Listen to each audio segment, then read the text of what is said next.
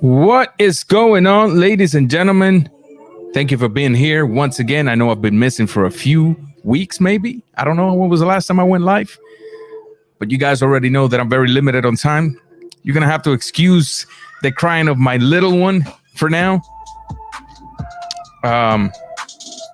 as he is being forced to go to bed. You know, when we was kids, mom and dad said time to head to bed. That wasn't our favorite thing to hear. It just wasn't. So I think mom's got him under control. I want to take the time to thank all of those that are here with me right now. Jesus M, what's going on, my brother? Thank you for being here. Giovanni Diaz, thank you as well. Yeah, man, we got to talk, man. We got to talk because last night history was made. And to be quite honest with you, this is a fight I didn't do a video about. There was plenty of subject out there, plenty of subject matter in regards to this fight, but you already know me being as limited as I constantly am when it comes to time, in and out of town constantly. Unfortunately, it just went kind of sort of slipped by me. I didn't really get to it. So, but we had definitely pretty good night of boxing last night. Undisputed, ladies and gentlemen. We have a king at 140 pounds. England is coming back, y'all. England is coming back, y'all. You know, for a couple of months now, we have been seeing the British fighter taste defeat one after another, and we all started asking ourselves, what the hell going on? What is going on with the British breed of fighters? But last night, Josh Taylor came to say, ain't nothing going on. I'm coming back for him. And he did. Let me take a look at these comments real quick. Jesus M, Raw Boxing. Be honest. A fighter like Jose should improve boxer in arena. Hit movement. No reaching. No wide open punches. Better jab. Oh, we're going to go into that, Jesus, because that is something. See, your comment right there. Actually, let me display this comment. Art P in the building. What's going on, man? Thank you for being here. Thank you. Oh, he's Scottish. I'm sorry then. I am sorry. I am so sorry. But let everybody take a look at this comment here, because this is nothing new. This is something that I've said in the past in other live streams. And we're going to talk about that. Thank you, Jesus. That's a very good comment. Remind me to get back at that, because that's something we definitely need to talk about. You know, we definitely need to talk about the reasons why some of these fighters with quality are not being successful. The GOAT in the building. What is going on, my brother? Thank you for being here. Thank you for being here. Well, forgive me, Mr. Undisputed King of 140 pounds, Josh Taylor. Scotland is in the building. Scotland's got an undisputed king at 140 pounds. We're going to talk about the buildup of the fight.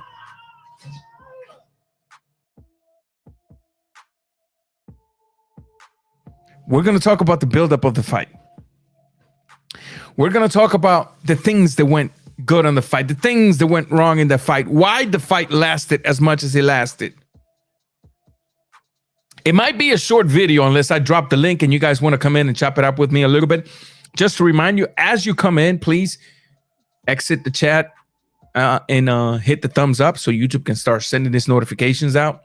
If you don't mind, grab the link to this live stream as well. Drop it in your Twitter if you have one. Drop it in your social media platforms like Facebook. You never know who might be interested in this kinds of content. I would appreciate if you do that. But Josh Taylor, the Scottish undisputed king at 140 pounds. Jose Ramirez, a fighter that when we all saw him fighting, it was like a locomotive whose driver or conductor had whaled the accelerator or the throttle down to the ground and had left it running just forward throughout his entire career. Constant pressure, relentless pressure. That was Jose Ramirez.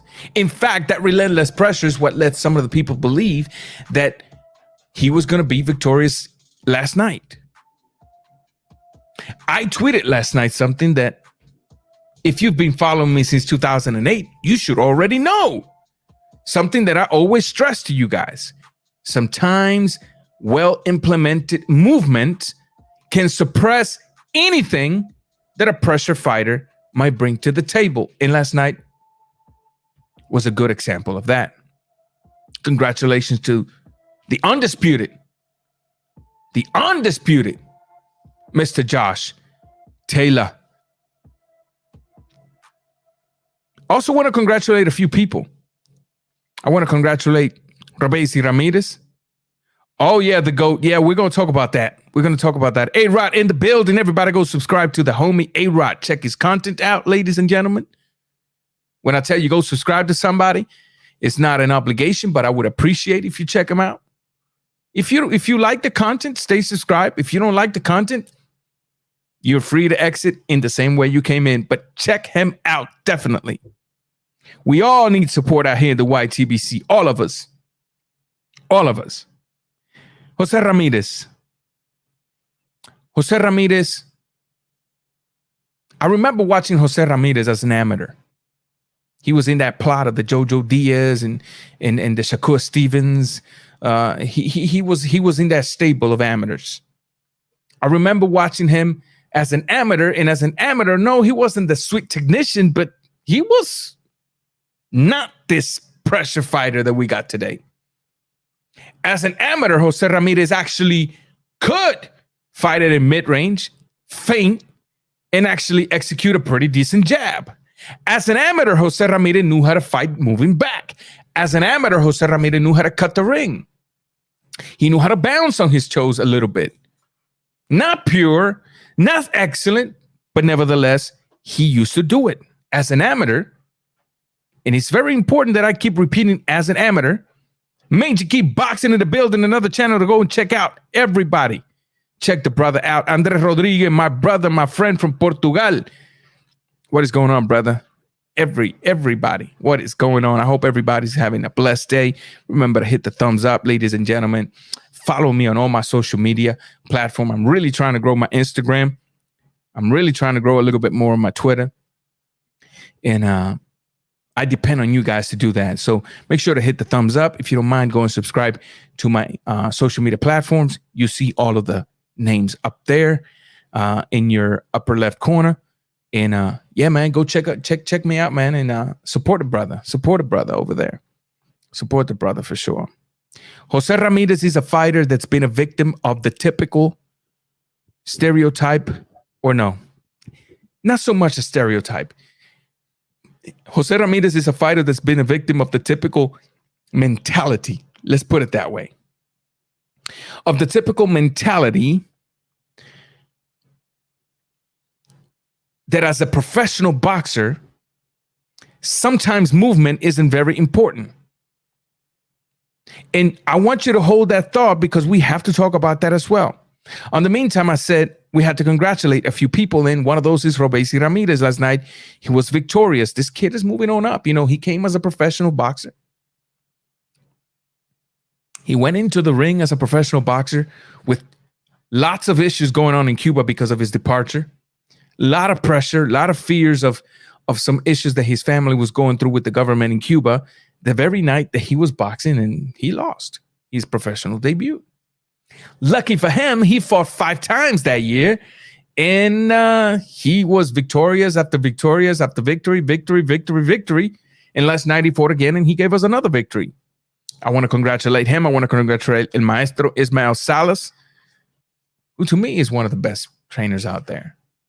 I don't always look at trainers based on their fame level. I don't always look at trainers based on which famous superstar they got on their stables. I don't look at trainers out based on how many Trainer of the Year awards they got. No, I don't look at trainers based on that. Those things can be deceitful.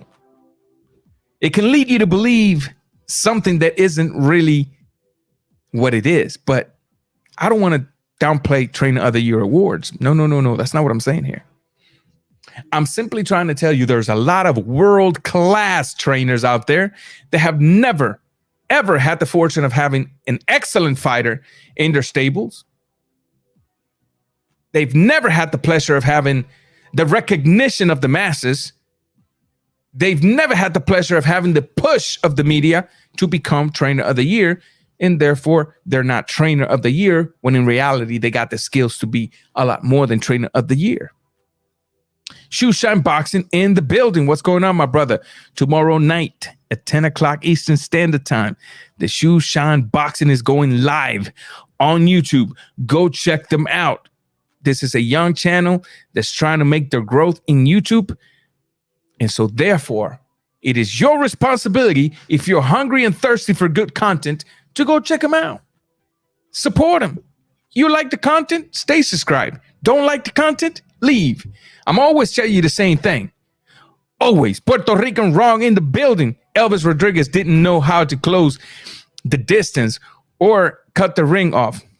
He also threw no body punches. Yes, we have to talk about that.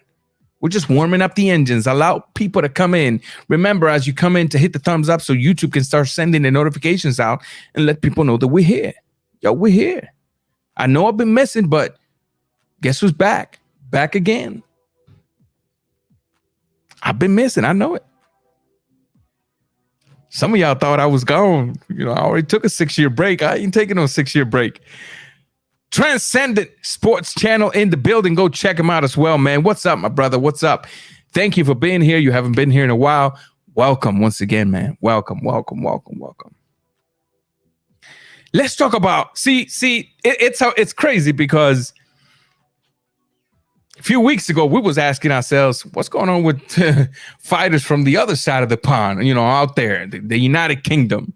What's going on with the UK fighters? What is going on with that? Why are they losing so much, with the exception of Conor Ben? Oh, yeah, Transcendent. Give me a minute. Give me a few minutes. Let me decompress a little bit, man, and then I'll be dropping the link, and I'll be glad. I'm always happy to chop it up with all of you. All of y'all. If you haven't seen my last video, also was some type of debate or something. Tyco TV in the building. So yeah, man, I'm gonna be dropping a link in a few. I just gotta get this old hard drive decompressed a little bit. Not even a month ago, we was asking ourselves, what's going on with the UK fighters? These people, this breed of fighters, for some awkward reason, they keep losing and losing. What is going on out there in the UK? And forgive me if I'm sort of like looking around here. I'm trying to look for a video here. And now the question has to be asked, what's going on with Dominican fighters? Punch, what's going on with Dominican fighters, Punch Drunk?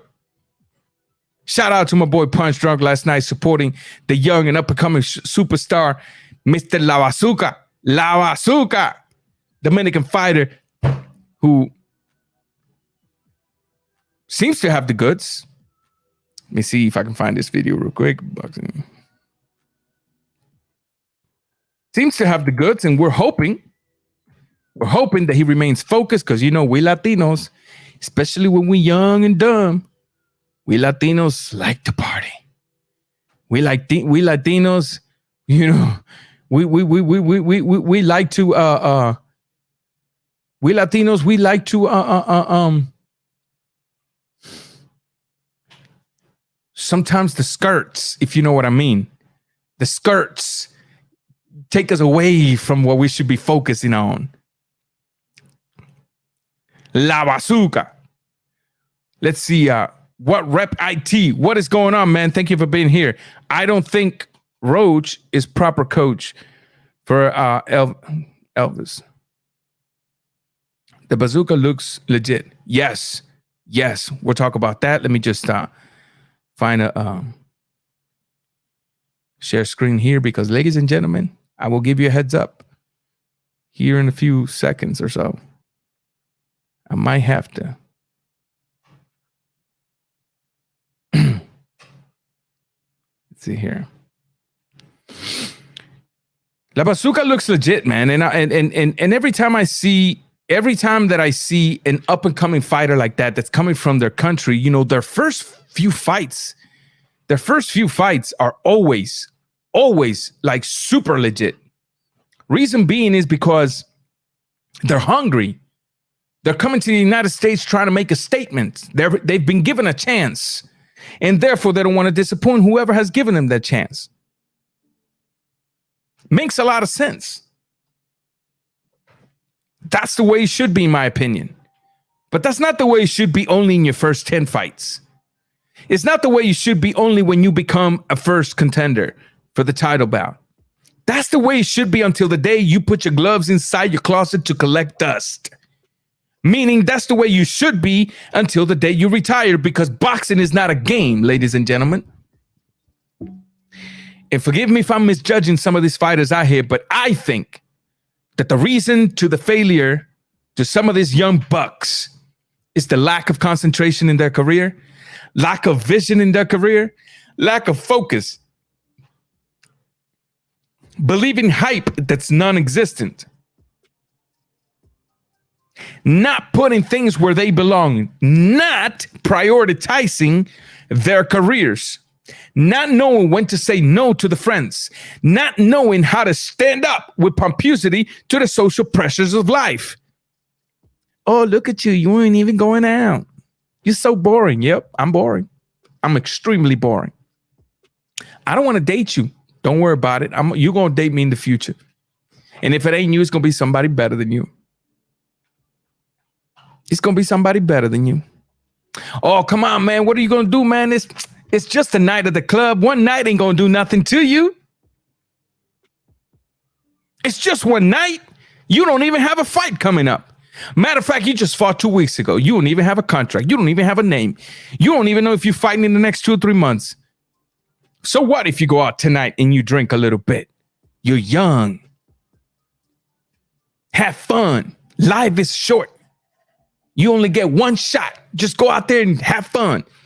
That's the social pressures of life that a lot of these fighters are falling victims to. Robesi looks very amateur style. Robesi looks very amateur style, but I have nothing against that. Absolutely nothing. Because had Ramirez looked a bit amateurish last night, the fight would have not been so one-sided for Josh Taylor. Last night, Josh Taylor had a punching bag in front of him. A punching bag that didn't know how to close the gap. A punching bag that didn't set traps. A punching bag that had no upper body movement. A punching bag that really and truly, what did he went there to do? But we'll talk about that. Do not lead me into that yet. We have to take things in order as they come. Ladies and gentlemen, what is going on with my Dominican brothers? You know, one of my favorite Dominican fighters ever was Joan Guzman. You cannot dispute that.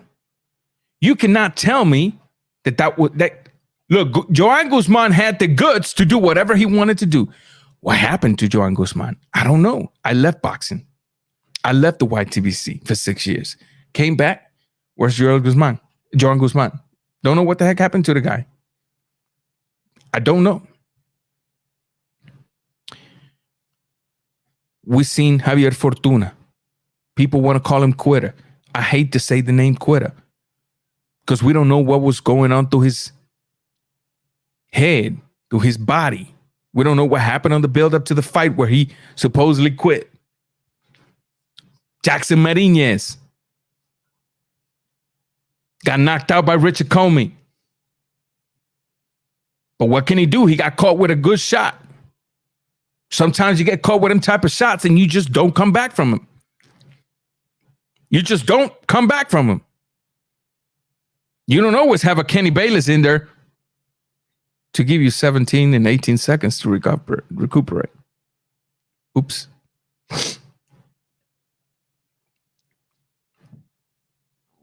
Devil Rodriguez is a fighter that when you look at him fight, you can tell he's got skills.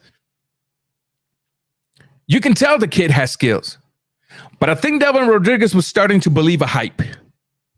Yes, ladies and gentlemen, I'm gonna be extremely crude on this one, and I might be wrong. And if I am, forgive me, correct me, and I'll be willing to apologize here live in the same way I'm making the allegations / accusations / my personal opinion. I believe Mr. Rodriguez has believed the hype. I'm so good, I don't need to do this. Yeah, look how many followers on Instagram I got. Yeah, look at this, and look at that. Instead of fighting like a hungry dog in front of a steak. You ever seen a hungry dog? You ever seen a dog when it's just hungry and you pull out a huge piece of meat and you throw it at him and in the air they go, done? Why don't we have young bucks fighting like that? Why? Why is it that we have the old heads acting in the way that the young bucks should be acting? Case in point, Mr. Manny Pacquiao, which tomorrow we will be going live to speak on that.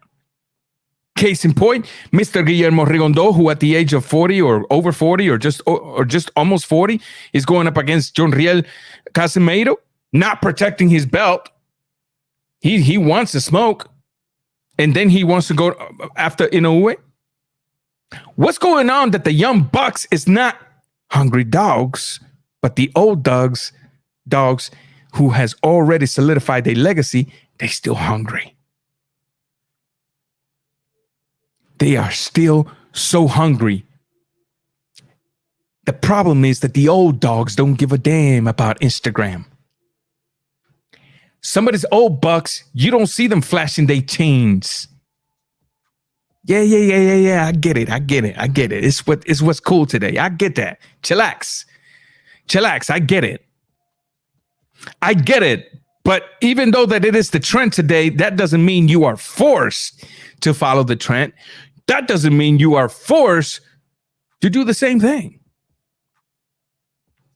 Because at the end of the day, as boxing fans, I'd much rather see you in that ring destroying your opponent than see you on Instagram with a picture of your chain and your gold teeth, sitting in your Lambo looking at your Rolex full of diamonds. It looks flashy, it looks cool, but you know what? You lose 2-3 times, all that is gone. All of it. I believe my brother Rodriguez has believed some type of hype. Because when you see him fight, you don't see a hunger. When you see him fight, you don't see creativity. Creativity comes from the desire of winning. The desire of winning is the result of hunger. I'm not seeing that in Rodriguez. I'm just not. Tony Boswell in the building. What's going on, my brother? Thank you for being here. Thank you for being here. I didn't see that desire in Delvin. I didn't see him use his creativity, his skills that I know he possessed. I didn't see him closing the gaps. I didn't see him feigning. I didn't see him setting traps. I didn't see him working upstairs and downstairs. One of the major travesties that fighters commit today in this day and age, and this is something I get on my brother-in-law all the time about. Shouts out to him, by the way. Right now he's in Miami somewhere, training with Pedro Luis Diaz. I'll see if I can get some videos and drop it here. That's something I always get on him about. When I was fighting, actively fighting, the body was like you see, when I eat a piece of cake, let me put it this way so you guys can understand it. When Ranger's sitting at a table, at a birthday, at a wedding, wherever, and you put in front of me a piece of cake, my favorite part is the icing. You get it? The icing, the head. But you got to eat the body. Because with the body, you can sort of bring down the texture. You can sort of balance the texture. You can sort of balance the taste. You can have a better experience. You can sort of enjoy the cake a little more. And nevertheless, you can eat the entire cake. What happens with boxers when all they want to do is eat icing? All these boxers today want to do is eat the icing. Don't worry about the cake. Don't worry about the bread. Don't worry about the body. Eat the icing. The problem we're having is sometimes the icing is not there for you. And sometimes you got to go to the body, to the bread, in order to prevent the icing from leaving. The problem we're having today is that when you look at trainers in the gym doing mitt work, they want to be Roger Mayweather.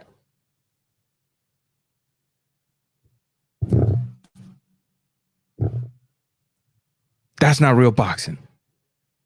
Yeah, that works for them. For all you know, they only do that for flashiness in front of a camera.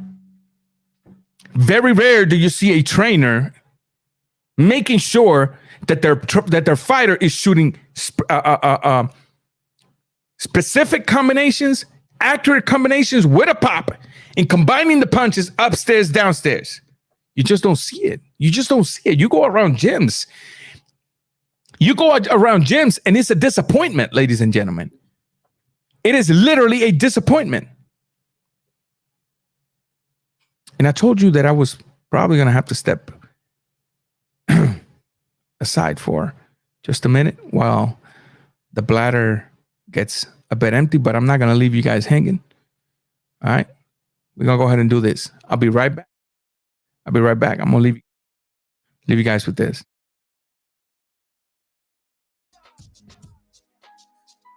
I'm right here, boss man. I got this, yeah.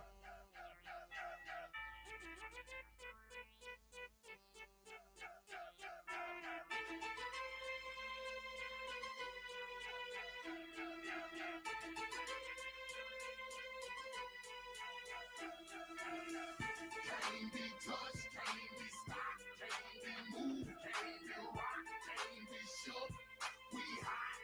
When will you niggas know? Came to get crunk, came to bring life, came to get started, came to get it right. Turn down the music, turn on the mic. When will you niggas know? I mean what I speak, I do as I say. I hustle, I grind, don't get in my way. I'm pimping my hoes, I'm jacking my foes. I spit at police, conduct my POs. I ain't going to court, you can call a judge. Tell him kiss my ass, cause I ain't gon' bug. And I ain't going back to lock up. You're trying to clock a pop up. I ain't going back to broke, and I'm never gonna stop. And we're back. Thank you for hanging tight. You go to around gyms, and what you see is a travesty. You go around gyms, and what you see is trainers that are too hooked up on Instagram and Twitter and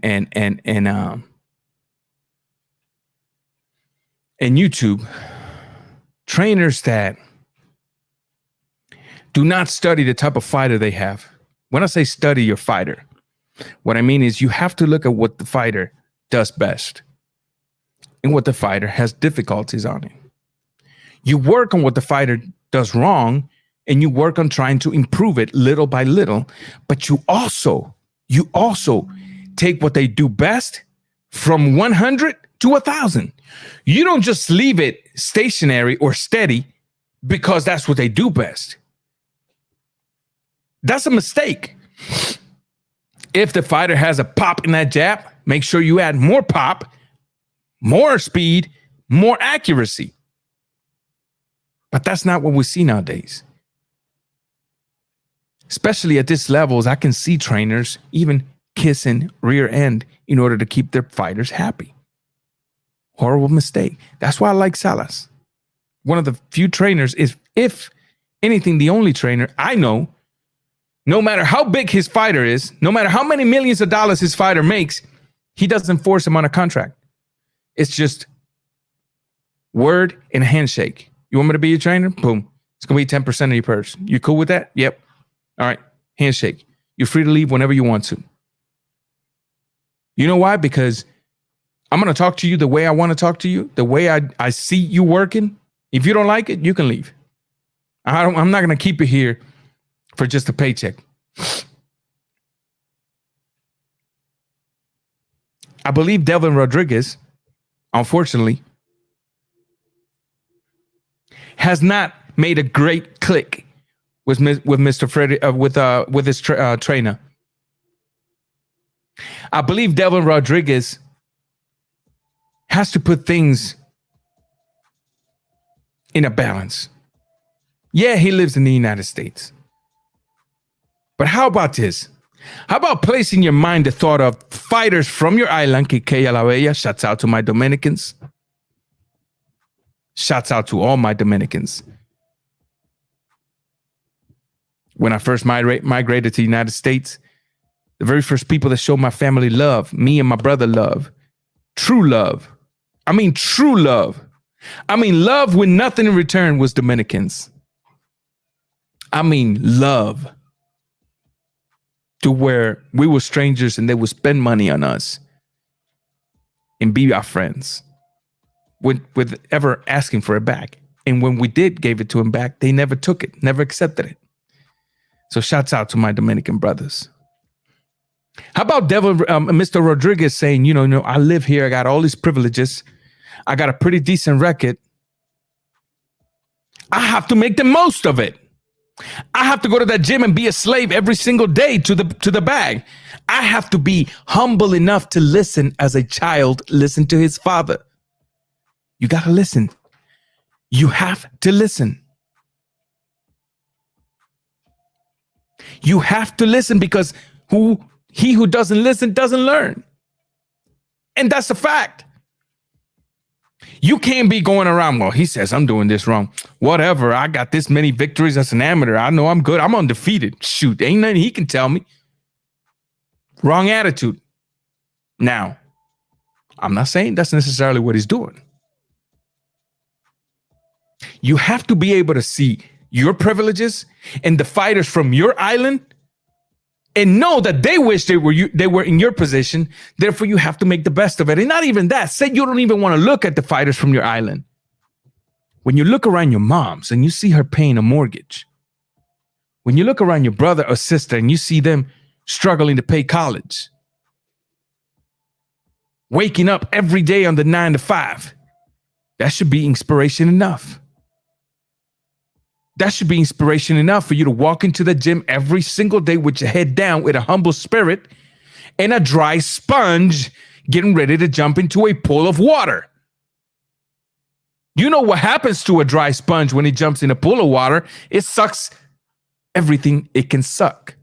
It absorbs everything it can absorb. That's how you supposed to be as a fighter. Not only as a fighter, as a student, as a husband, as a brother, as anything in life. Yeah, we make mistakes. I get that. But that shouldn't stop you from wanting to continue to learn something.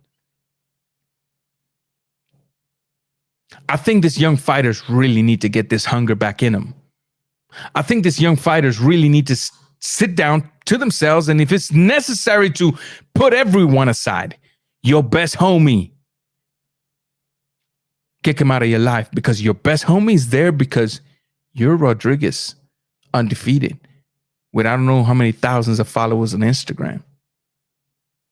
Your homie ain't there because he's your homie. I guarantee you, if you lose it all, your homie ain't your homie. That girl that's inciting you to do the things that's harmful for your career, that ain't the one for you. Kick her out. It's hard, but it must be done. Kick her out.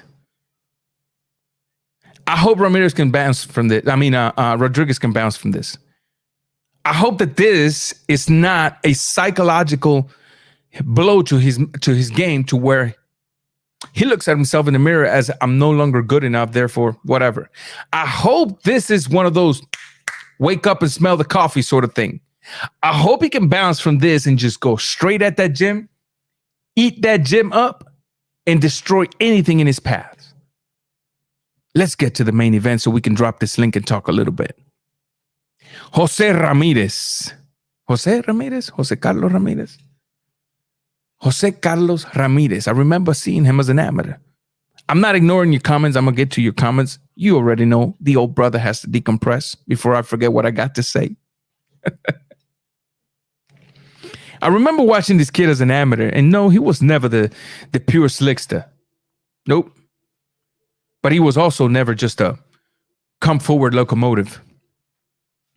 When I've been in the live streams of G Funky and D Style, and shouts out to them, when I've been in their live streams, I've always, and we've talked about him. One of the questions that have gotten to my mind is, and I've said this actually, what kind of Ramirez are we going to have when he retires? Are we going to have a Muhammad Ali?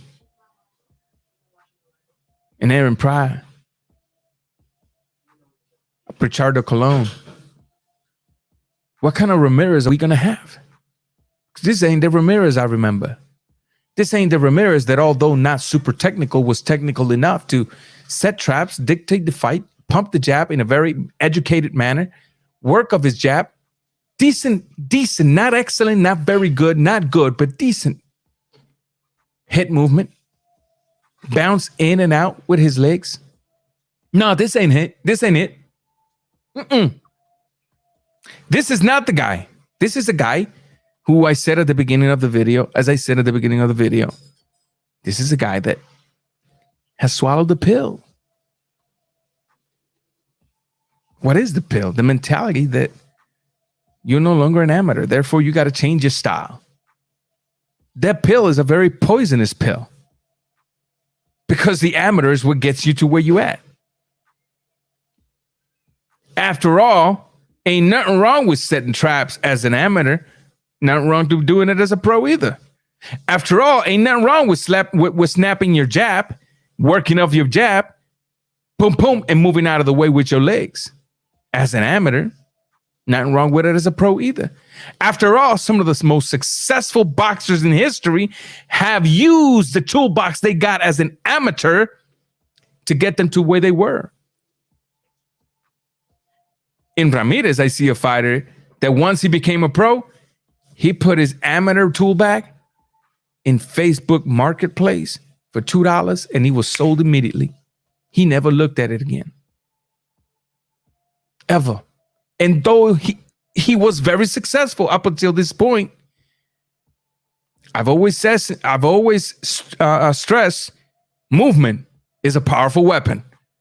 Movement is a powerful weapon, ladies and gentlemen. It can suppress sometimes anything you have, anything you bring.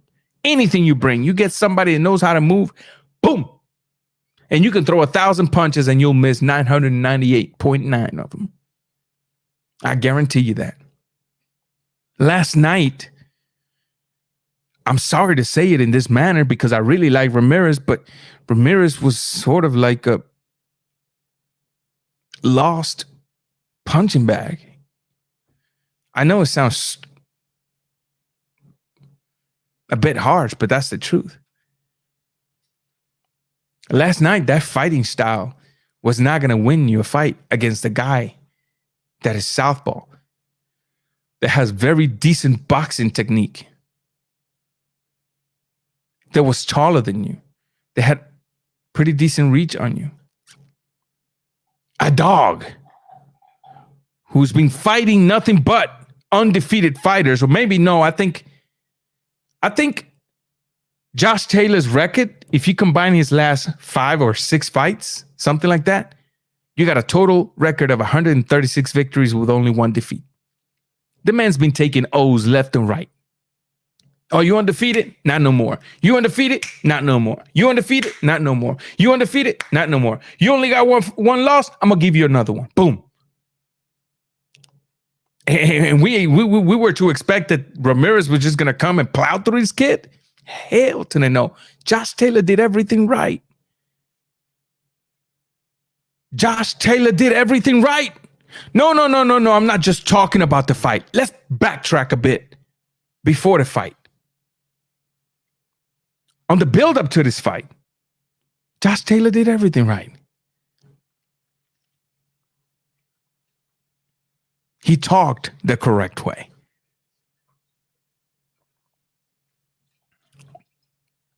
He pushed the buttons that needed to be pushed. He said the words that needed to be said. He put up an attitude when it was necessary to put up an attitude. Josh Taylor started the game in the head. And although we had a Ramirez that was always a pressure fighter, last night we had a Ramirez that actually forgot to do just about anything he's used to doing and focused on looking for the knockout blow and never found it.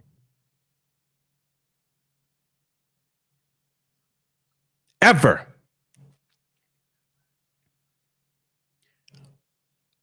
Last night's fight was an excellent fight. Last night ref was a horrible ref. And although people I say, like my bro Hyplo here says he got the ref that needed to be got.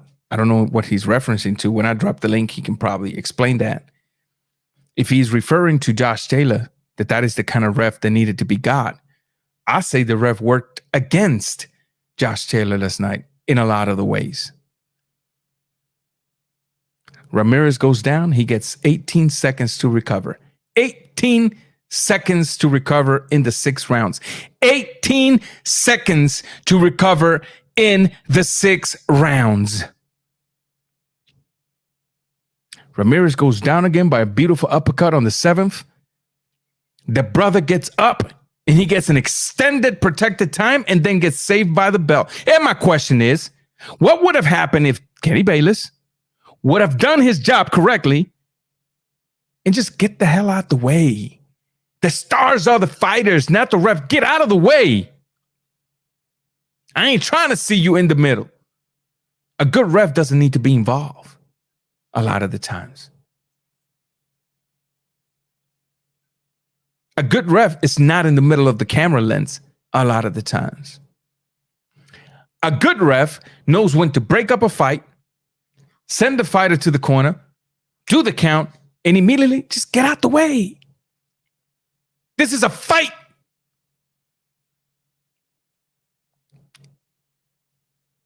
My question is, what would have happened? What would have happened had Kenny Bayless gotten out of the way in those knockdowns? I'm going to be dropping the link here pretty soon, ladies and gents. Patience. Erislandi, what is going on, my brother? Estás más perdido que la libertad en Cuba. That was a Cuban thing between me and my bro. Sorry. What I just pretty much told him is, you've been missing like freedom in Cuba. He gets the joke. We're both Cubans.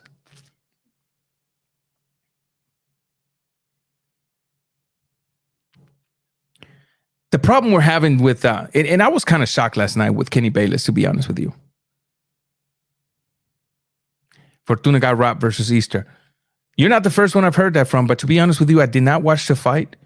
Therefore, I cannot comment on it. And I was actually away from the YTBC when the fight took place, man. So just because I don't like to just spew stuff out of my mouth, I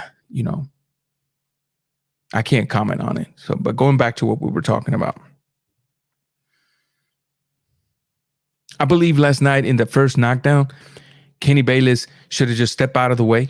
I think 17 to 8 seconds is too long of a time. I get it. Sometimes you got to wipe the glove, but that shouldn't take that long. And if a fighter's got enough distance between each other, matter of fact, enough distance to where you can semi-open your arms and there's a separation from there, get out of the way. Let them fight. Every second is crucial when a fighter is in a countdown. Every second is crucial. Don't believe me? Look at Fury. He was dead in the ground. Last 3 seconds, boom, Undertaker rose from the dead. Kenny Bayless, you my boy, but last night you wasn't my boy. Now let's talk about the fight.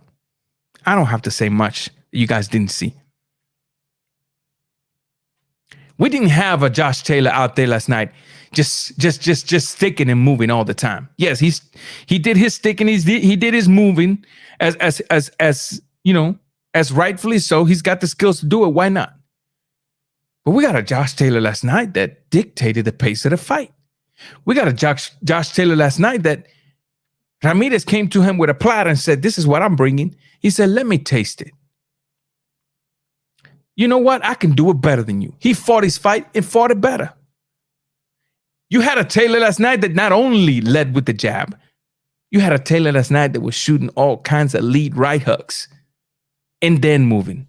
You had a Taylor last night that would shoot a jab, right hook, and then clinch. You had a Taylor last night that was hitting on the break. You had a Taylor last night that was setting traps at the mid-range and working very efficiently off of all of the openings that was being left by Mr. Ramirez. You had a Taylor last night focused on being undisputed. You had a Taylor last night that we can make the argument was a dog looking for a steak. He had that hungry dog spirit.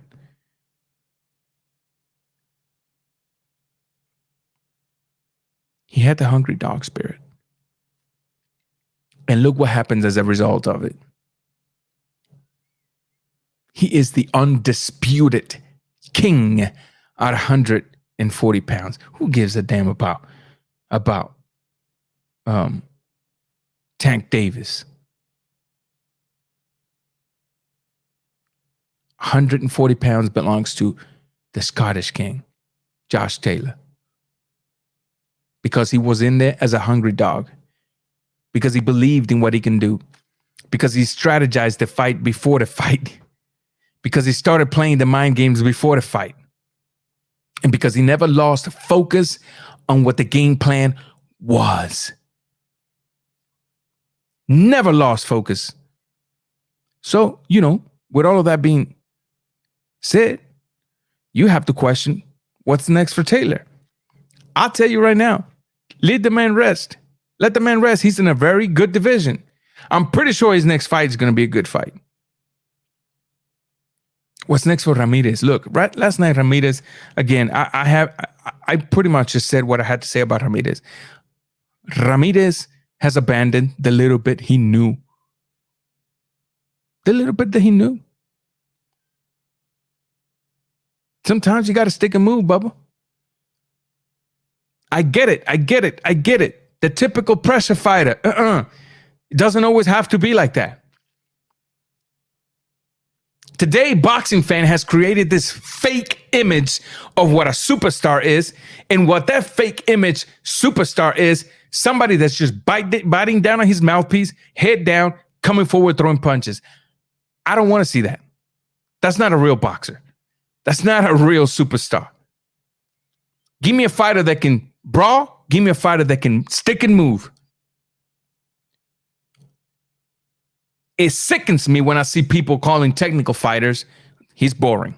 Because all he does is he runs. Really? Nah, I think that's frustrated talk. When you say he's boring and he runs, I hear frustration. And what is the frustration, Ranger? The frustration is that you got a fighter tagging you, and when you go to touch him, I ain't here. Come get me. You went and got him. You got touched again. Now imagine that gets to you. And it frustrates you. Beautiful art of hitting and not being hit. Ramirez has never been the explicit, beautiful technician, even as an amateur. But Ramirez, as an amateur, knew how to implement some techniques that last night would have been useful. They would have been useful throughout his career. But I've been telling people, what kind of Ramirez are we going to have when he retires because of his fighting style? Relentless pressure, but also taking punishment in the way. Now, don't get me wrong. I'm not saying Ramirez is done. Hell no, he's not done. He's still a world-class fighter. But I'm simply saying, open your closet, grab the tool bag, dust them off, and implement them. You got a lot more than what you've shown as a professional, even though you've been successful until last night.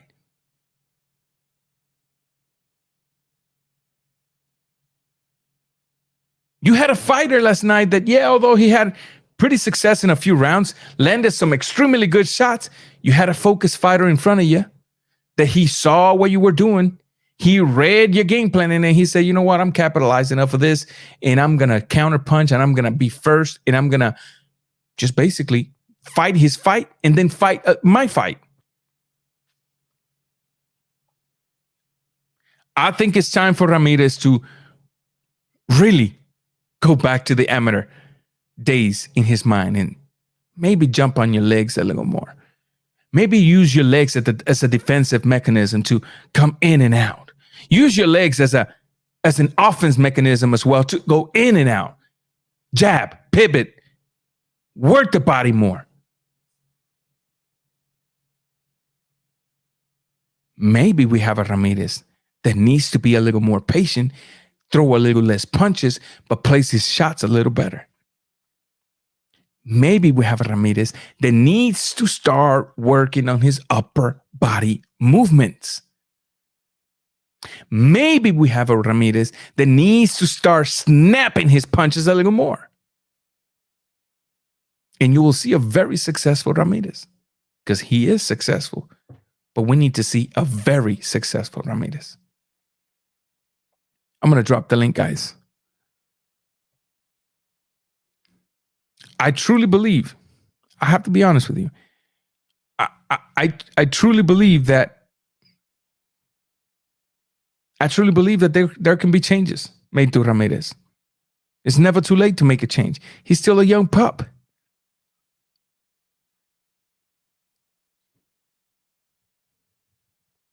Tony Boswell, I hate to say this, but that fight was one-sided in my opinion.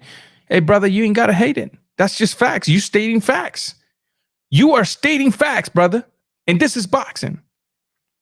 You stated facts. If you take some hate for it, man, I'm sorry.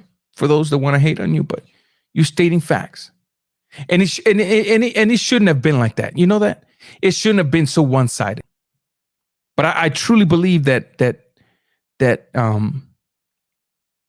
I truly believe that Ramirez abandoned a lot of his skills throughout his professional career. Now, I'm not making an excuse for Ramirez. Hell no. Josh Taylor's a hell of a fighter. Like I said, in his last 5 or 6 fights, 136 victories with only 1 defeat combined? That brother been taking O's left and right. Been taking undefeated records left and right. So, I'm not making excuses for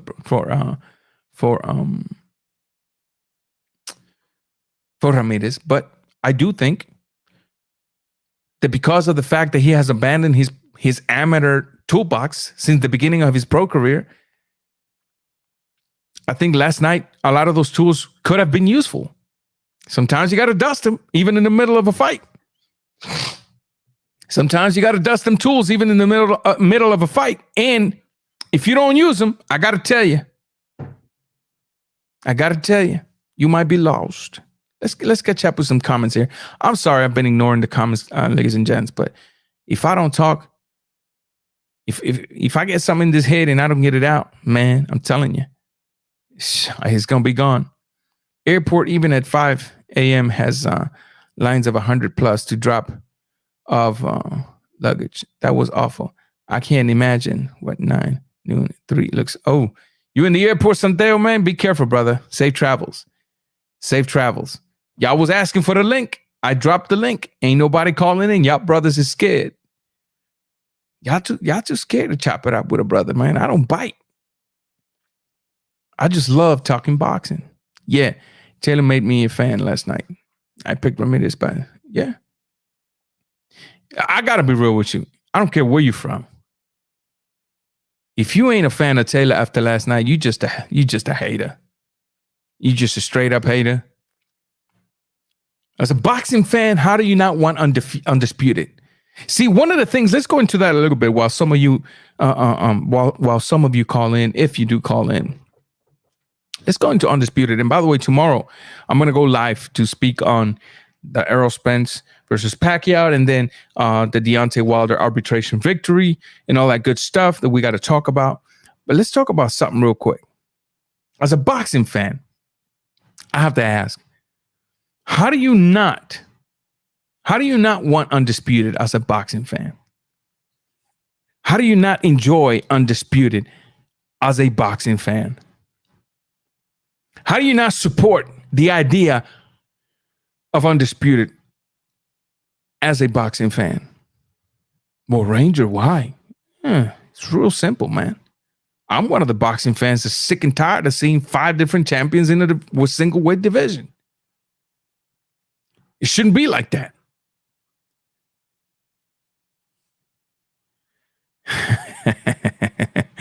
I'm gonna be Dave from the 408. What's going on, my brother? How you doing? Ranger, ¿qué pasa, homie? Hey, we're here, brother. You know, we're chopping it up. You know how it is.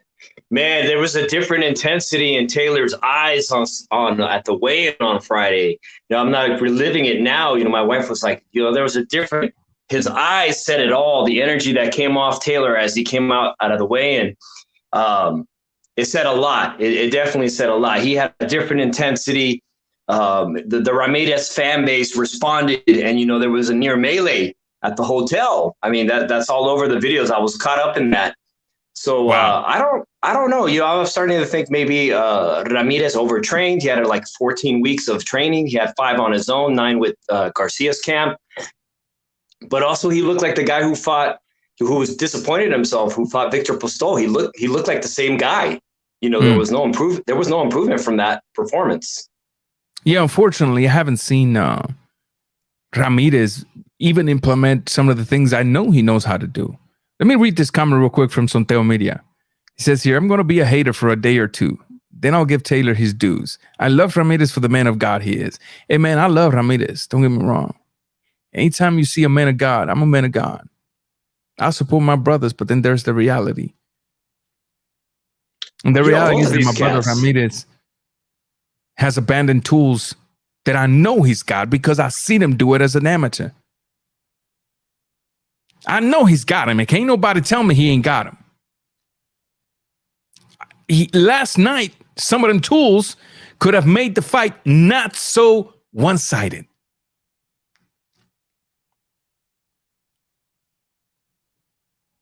I love Ramirez. Taylor last night put some work on him, though. Yeah, no, most definitely he did. And it should, to me, with the skills that he possessed, it shouldn't have been so one-sided, to be honest with you. What's bothering me, Ranger? I had posted up this video in the ring with Christine, who was working the event, and I got to watch her doing her thing as a professional woman in boxing. And somebody posted a comment that I can't wait to see her eat her words, that she doesn't know anything about what she's talking about. It's exactly the opposite. She knows exactly what she was talking about. Both these guys have immense ring IQ, but the better man won last night as far as performance. But nothing to take away from Ramirez. The guy didn't have to fight him. This is what I appreciate about boxing. Both of these guys did not have to fight each other. We now have an undisputed champion, and the sport of boxing is better for it. Correct. Drew Evo in the building. What's up, man? What's up? We're here, brother. How you doing? How you been? I'm doing good. How are you? Good. Talk to me, man. What about last night, man? Talk to me. You enjoy that fight? Yes, I did. I actually picked Taylor to win this fight. There you go. Yeah, he did. He did indeed. Him, Christine, I think Andres in your chat. I can remember all of them last week. And it's not easy to go for Taylor. It's not easy for anybody to go against the Tides. Yeah, when they had, I believe it was D-Style's live stream that I was watching as I was driving, as I always do, because I don't listen to music when I'm traveling at all. I'm either listening to y'all's content or Punch or D-Style or G-Funk. I can't comment, but I'm listening. And I came to a stop, and they were, I believe it was D-Style that was saying that Ramirez pressure was gonna be tremendous, and I just posted on the chat. Don't go to sleep on this fight, because pressure is a relentless thing. It's tough, but movement, man. If anybody knows how to implement movement in the ring, they can suppress a lot of pressure. They can suppress a lot of things that a brawler can bring to you, and that's exactly what. Well, I wouldn't say. Well, yeah, that's exactly what happened last night. To be honest with you, this man moved when he had to move. This man fought when he had to fight, and he done it better. He fought Ramirez fight at points. He took some of Ramirez's vicious shots in the second or third. I don't remember exactly where, what round. Those were great rounds for Ramirez, but not the first round, second and correct. third. And he hung in there, stayed composed, and basically just did his thing. Let me see what Sonteo here says. Ramirez said post-fight he was being extra patient on purpose to try to counter. See, there you go. Clearly, that was part of the game plan to counter. But everything changed once the knockdown came. Yes, but here's the deal. That game plan was not the right one. That game plan would have never worked with or without the knockdowns, Sonteo, and here's why. Because you had a fighter in Taylor that was very smart and methodically leading with a right hook and clinching. Going with the 1-2, 1 and 2 up to the chest and moving. You never had a Taylor fully committed in front and saying, let's go at it. Or irresponsibly shooting shots and leaving himself open for a counter. Taylor was fully focused in that fight, in my opinion. And when you have a fighter like Mr. Ramirez, who is a pressure fighter, who is constantly wanting to come forward, throwing relentless punches, and you tell him, no, now you're going to slow down and we're going to counter. Sometimes countering requires the in and out of the legs. Last night, that wasn't there. Sometimes countering requires a very relaxed jab for you to, boom, work behind it and come back with your counter punches. Last night, that wasn't there. It's sort of the same thing that happened to Nonito Donaire under Garcia when he fought Rigondo. I mean, Rigondo was going to beat him regardless. But when you hear Garcia in the corner, and I'm not saying Garcia is a bad trainer, by no means at all. By no means. I don't want nobody to get the idea. I'm just saying sometimes they get it right. Sometimes they get it wrong, like any trainer. The counterpoints was not the correct game last night. The correct game last night would have been for him to, implement your pressure, which is what has given you success, but also give me a little bit of upper body movement so we can have Taylor not feeling so confident every time he shoots a punch he's landing successfully. Give me some upper body movement. Double, triple your jabs. Give me a 1-2 and bounce back. You don't have to stay in front of Taylor. When Taylor shoots that jab and you see that jab coming, take a step back. Make him miss the jab. Have him reset. If you see him coming with the jab and you know a clinch is coming, take the jab. But give him an uppercut to the body as he comes in. Or a right hook to the body. Or a left hook to the body as he comes in. I'd rather deliver a strong body shot and take a jab in exchange because I know that's breaking my opponent down. I know that those punches, 3, 4, 5 rounds down the road, is going to suppress movement. Last night, none of that was there. Oh, shoot, A-Rod. I'm sorry, man. A-Rod, I'm sorry, man. I didn't even see you there. Once I get going, you know how I get. I get a little out of hand. So, I don't know, man. Back to the drawing board. I would like to see Ramirez. I hate to say it. I would like to see Ramirez with a trainer that can bring out the amateur in him and do a very balanced mix with the professional Ramirez and the amateur Ramirez. I would like to see Ramirez with that trainer. I would like to see Ramirez implement the very little technique that he knows and that he used very well as an amateur because he gave him a lot of success. I would like to see that Ramirez all over again. But I don't think it's going to happen under Garcia. I don't think so. It's just my humble opinion. A-Rod in the building. What's up, brother?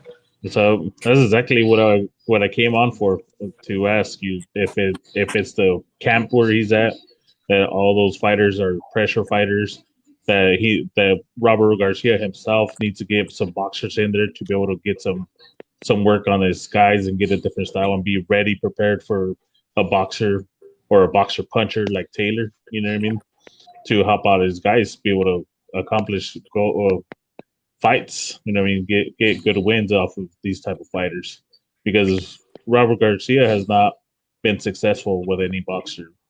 Correct. Or, you know what I mean? So, well, I'm glad you said that, because if y'all go back in my archives, anytime I made a reference similar to what you just did, A-Rod, I was called a hater. I was called a hater, that I didn't like the Mexican style or this and that. And I was simply saying, yo, I'm just stating facts. You good to go, Dave, man. Hey, I appreciate you for stopping by, man. I'm just stating facts. The problem with Garcia is that he is a trainer for a specific style of fighter, and that's it. You don't know what you're talking about, Ranger. Don't you see Mikey Garcia, how successful he is with his 1-2s? That's because Mikey Garcia possessed that skill, and Mikey Garcia has honed that skill, and it doesn't matter who trains Mikey Garcia from now on. Garcia is always going to have an excellent timed 1-2. Yeah. But boxing is more than a 1-2, in my opinion, my very humble opinion. Boxing goes beyond just a 1-2. I think that there's trainers out there, like I said at the beginning of the live. There's trainers out there that are not very famous, but they're so technical. They're so knowledgeable. Sometimes you got to leave the hype aside, and even if it's a trainer that's never won Trainer of the Year, but you know he's a very good trainer, sometimes you got to go to that stable. Sometimes you just have to go to that stable. And don't ask me who the trainers is, because I'm going to be very biased. Very, very, very, very, very biased in my answer. I admit it. I'll be extremely biased in my answer, because if you ask me which trainers, I know 2 trainers right now. They can take Ramirez and hone him and sharpen him and clean him up. One is Pedro Luis Diaz. You don't know what you're talking about, Ranger. I don't? Okay, let's go back in history.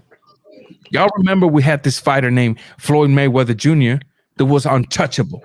Y'all remember this fighter was so untouchable that he could finish a fight and go right into another fight because his opponents wouldn't even graze him.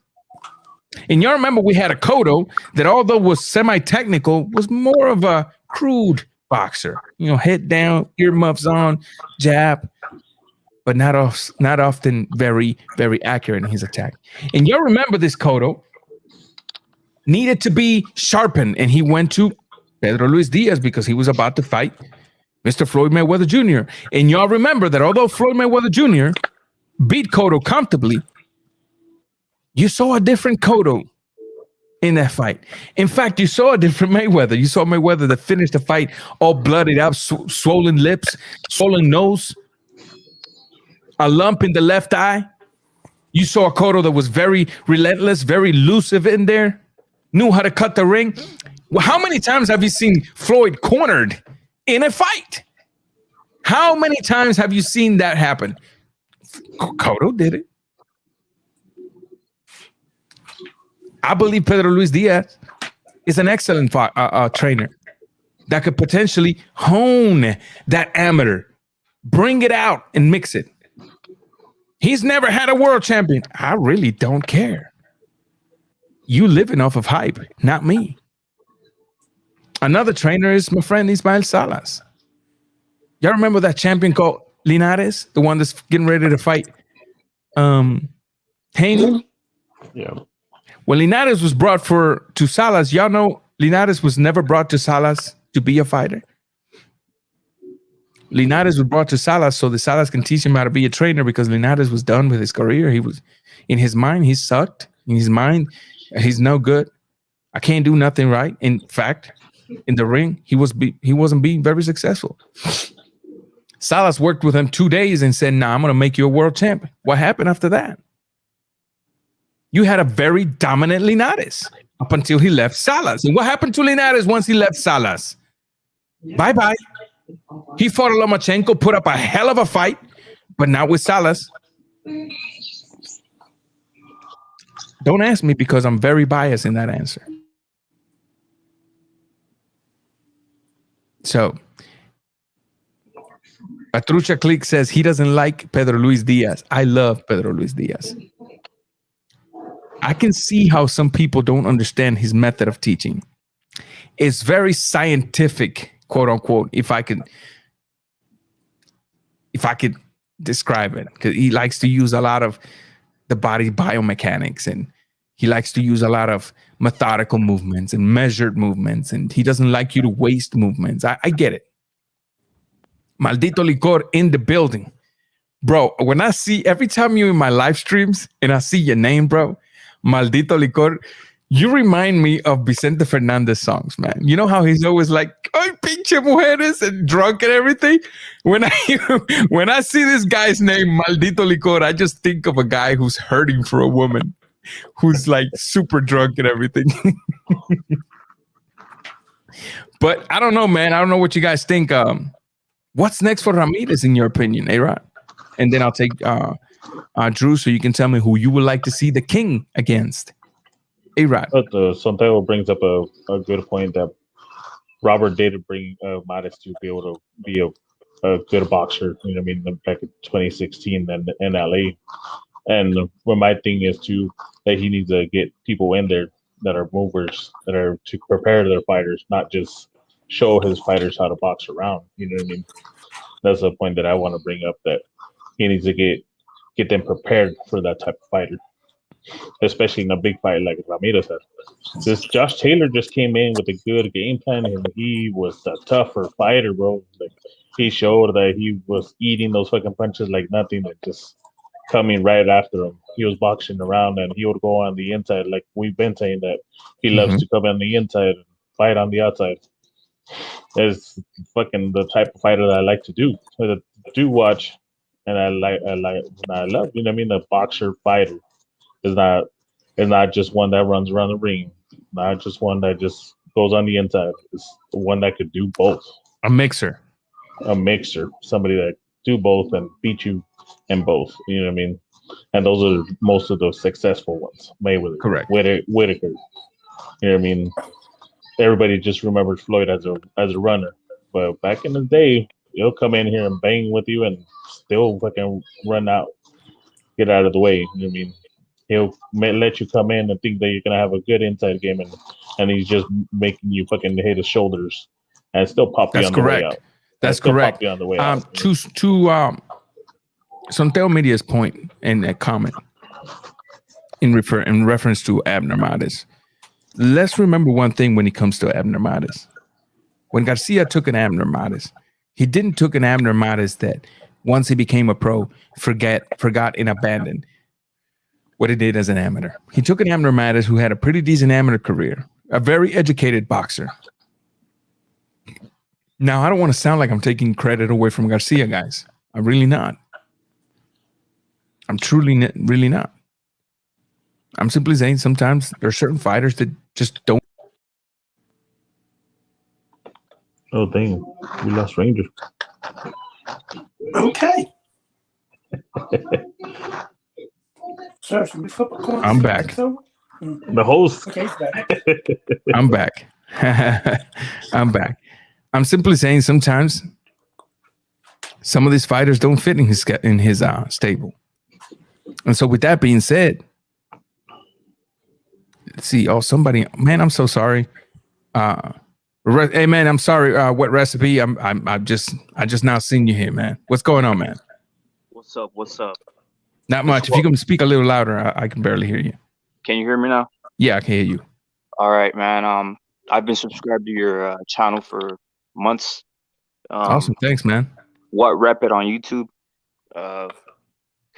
You make all kinds of straight up the best, great points about boxing style. Robert Garcia, your favorite boxing coaches.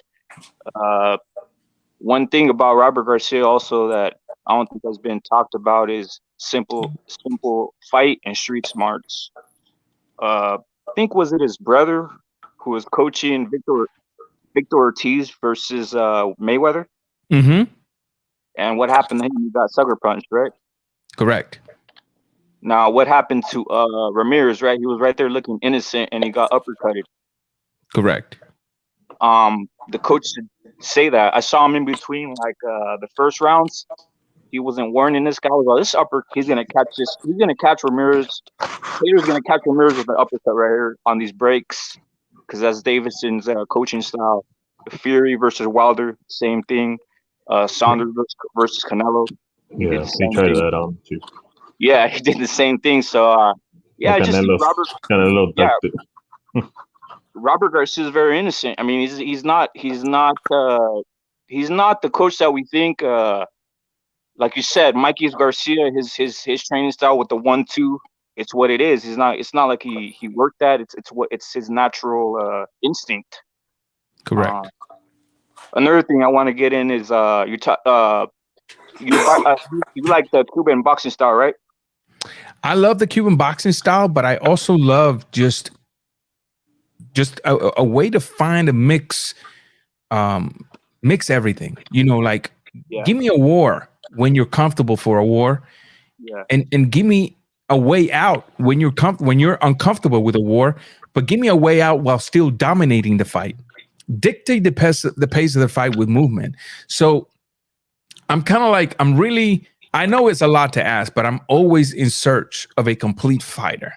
It's my favorite thing. But now if you ask me, what do I like the most? My inclination, I'm always going to favor the technician. Although the brawlers, the fighters, they give us extremely excited fights. But me, since I have coached before, since I've been in charge of gyms before, it's always that thing in the back of my mind of the fighter's health that I'm like, yeah, I know you can bang, but please move a little bit, because I want you to have a long-lasting career.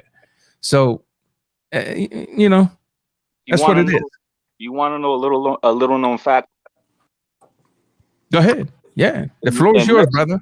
In Mexico, during the Andy Ruiz and Oscar Valdez Olympics, which was what year was that? Those were a while back, right? Yeah, that was I couldn't tell you right off the top of my head. Yeah, Mexico implemented Cuban coaches. So Andy Ruiz is a coach from like 14 to 18 was a Cuban.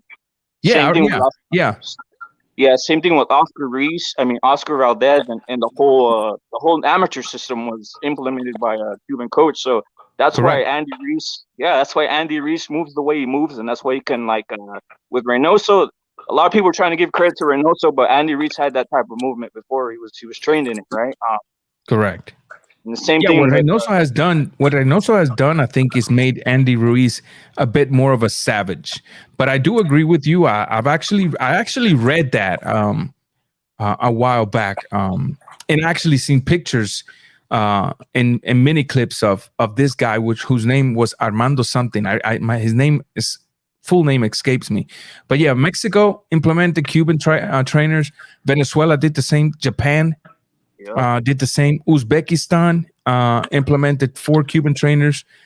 England implemented a Cuban trainer. And China implemented a Cuban trainer who's 2 blocks away from where I was born, and I actually chopped it up with him. His name's Carlos Oñate, let me tell you something. This guy, get ready for this Olympics, because if the Chinese fighters are able to put forward what this guy teaches, we're going to have a very dangerous Chinese team. And with America needs to put their foot down, man, because the Russian countries are coming back. Mexico is moving good. China is going to be good. Cuba has 5 or 6 good fighters now this time around. But specifically Uzbekistan. Uzbekistan is going to be one of our most dangerous countries to fight against when it comes to boxing. But I agree with you, Rapid. I've seen that. I've seen that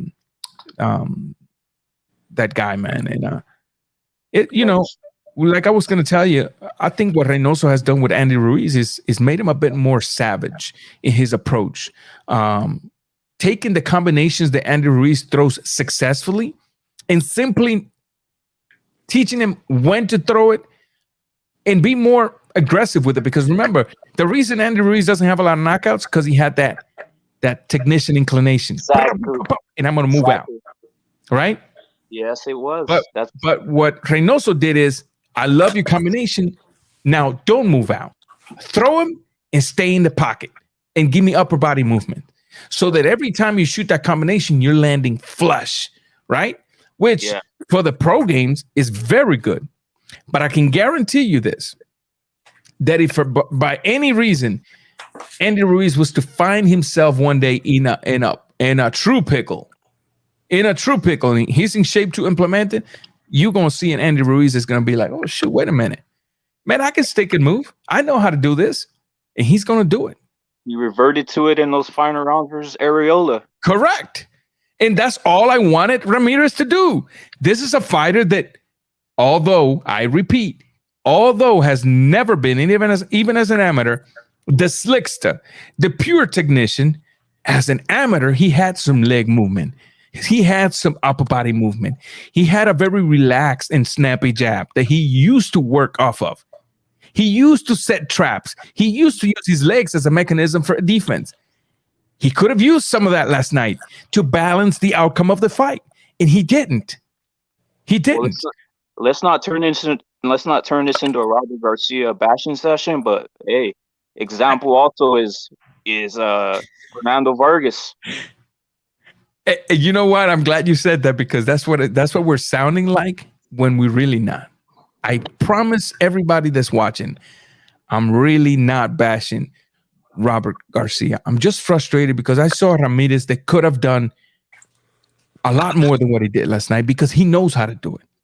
That's and facts. I'm frustrated that Robert Garcia last night was not able to get that out of him. Or the night, it was last night. Yeah, last night. Was not able to get that out of him. So let me move to Drew Evo real quick. What Rapid? I want to see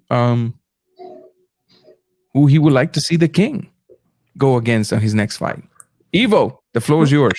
Well, first of all, the things that won Josh Taylor this fight were simple: hand speed, ability to counter, and ability not to commit to one thing and move when he had to move.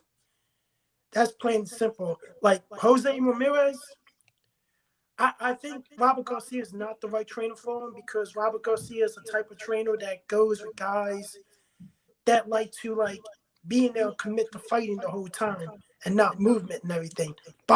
Pure boxers are not the type of fighters that will be good with Robert Garcia. Now, if Jose Ramirez boxed a little more, instead of trying to just go hand to hand with him, it would have been a different fight. But the thing is, he was trying to time Josh Taylor.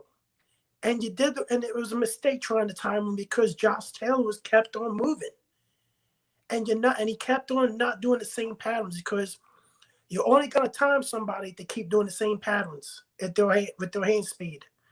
Josh Taylor knew when to fight, when to move, when to counter, because he left himself open a couple of times to get countered, and he nailed him perfectly with a couple of good punches, the uppercut and the hook to the chin. 2 punches of beauty right there. I thought he was done after the uppercut. Okay. But the next time, I think Ramirez, it might be time for him to move to 147, because he did look like somewhat drained at the weigh-in a little bit. So it might be time for him to move up to 147. Mm-hmm.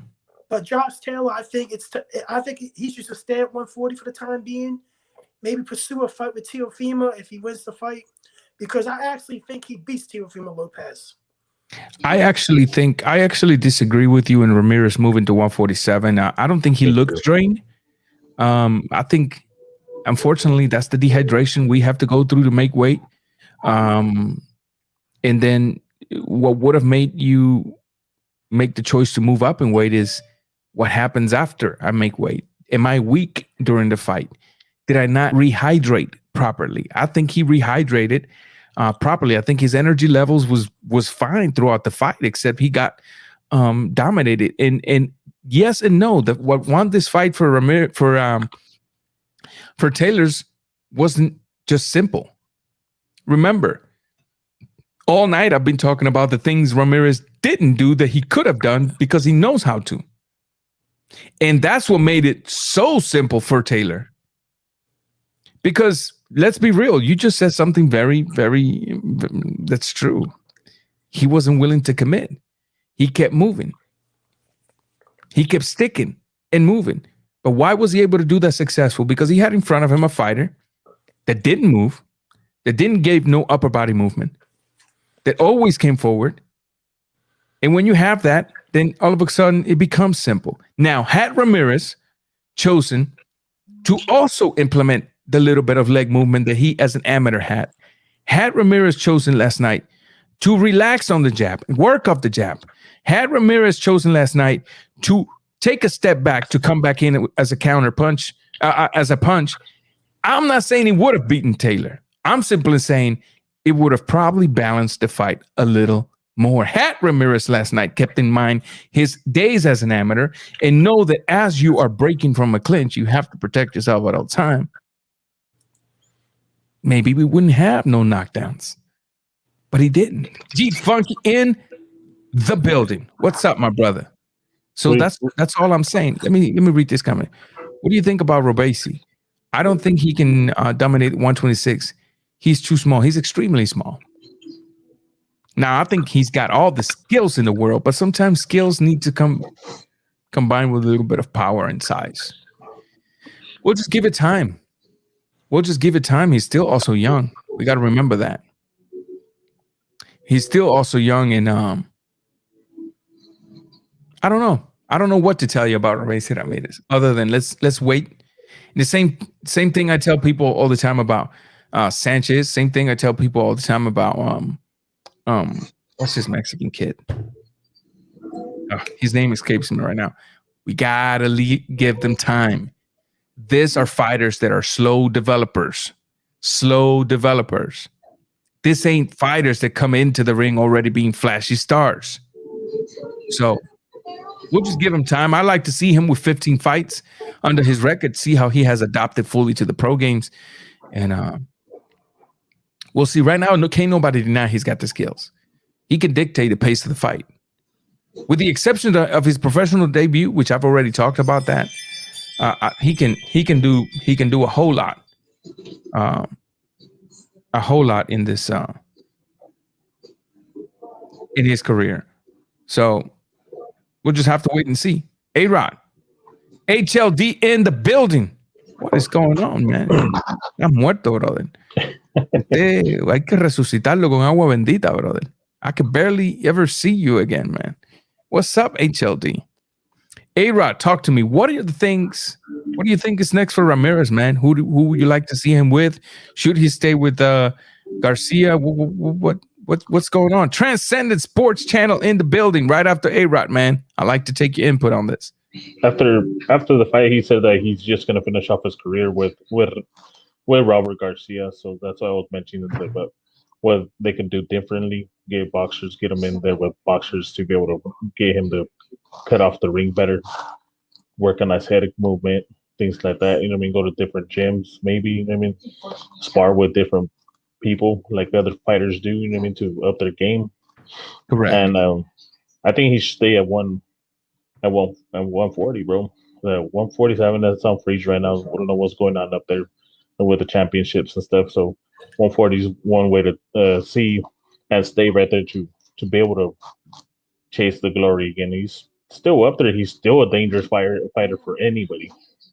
For anybody that wants that smoke, he's still going to give many people fucking problems. So don't take this loss as he's done, that he's exposed. And hell, you better watch out.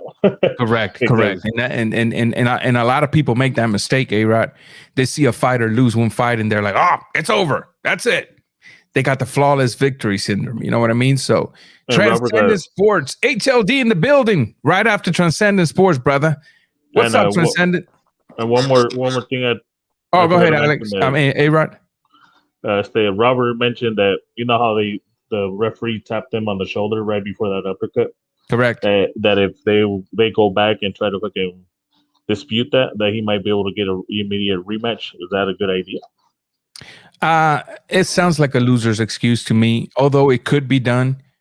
There is this thing that the referees tell you in the locker room and before you start a fight. It's called protect yourself at all times. Nobody's fault by Ramirez, but Ramirez. You have a fighter you have a person in front of you with the intent of hurting you. That's it. As soon as you keep that alive in your head, you know that you gotta protect yourself at all time. So yeah, technically by law they can dispute it.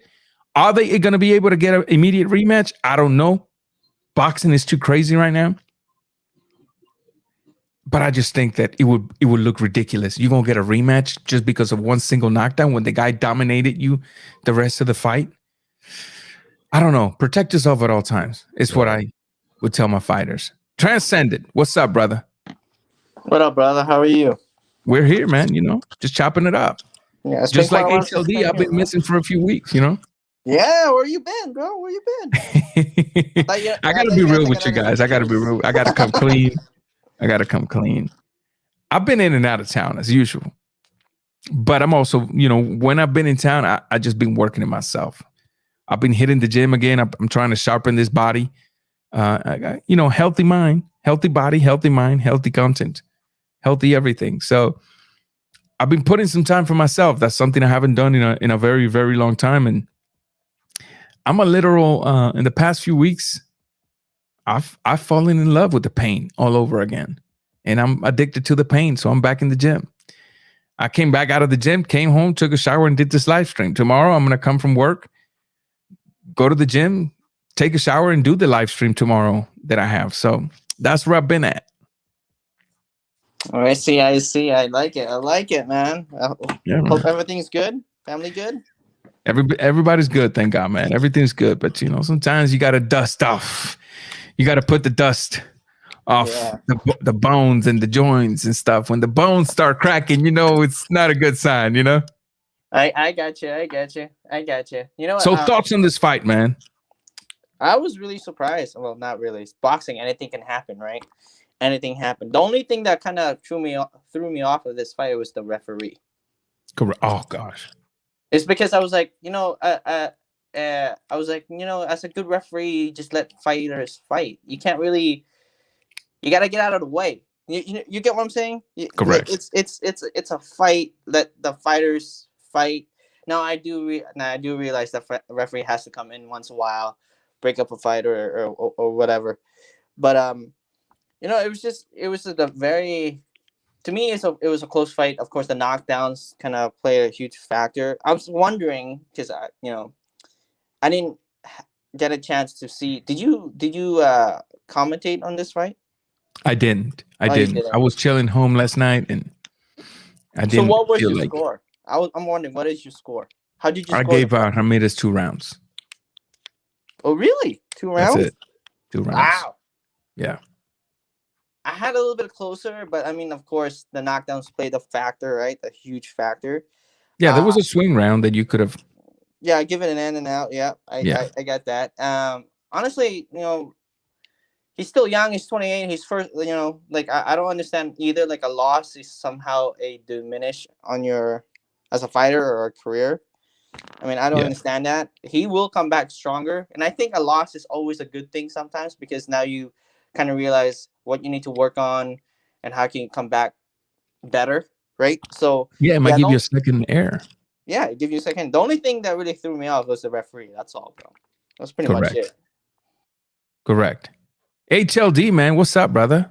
¿Cómo estamos, mi hermano? How we doing? We're good, man. We're good. I was getting ready to start a prayer campaign for you. You know, look for you with shamans and santero or priests, all that. I was like, we need to find this guy. Is he back in the Puerto Rican island? Where is he? What's up, man? You just like you were just saying, man. Sometimes you gotta, gotta detox. Yeah, man. This, like I said, man. You told me the first time I ever been on your show, you had told me about the toxicity, and you know, and then life still goes on, and you got things that goes on, and you can be involved with toxicity when you got other things going on in your life, when you got to do priorities. You know what I mean? So I'm like, let me just focus on what I got to focus on. I don't, deal with the knuckleheads here.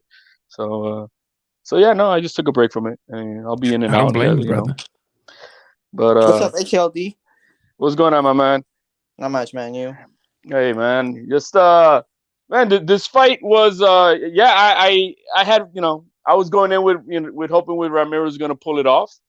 My hats off to Taylor and his fans. Hey, they They finally got their undisputed, and it's no doubt that the man won the fight. I was just baffled. I was baffled with several things. I was baffled by Garcia as a trainer. What the hell he was telling his man in the corner, which was absolutely nothing to adjust. Just he just palming him. Oh man, be Mexican for your family and all this stuff. You know what I mean? And I'm like, there was just no adjustments. Everybody watching the fight knew that Taylor was sitting on his left hand, waiting for it.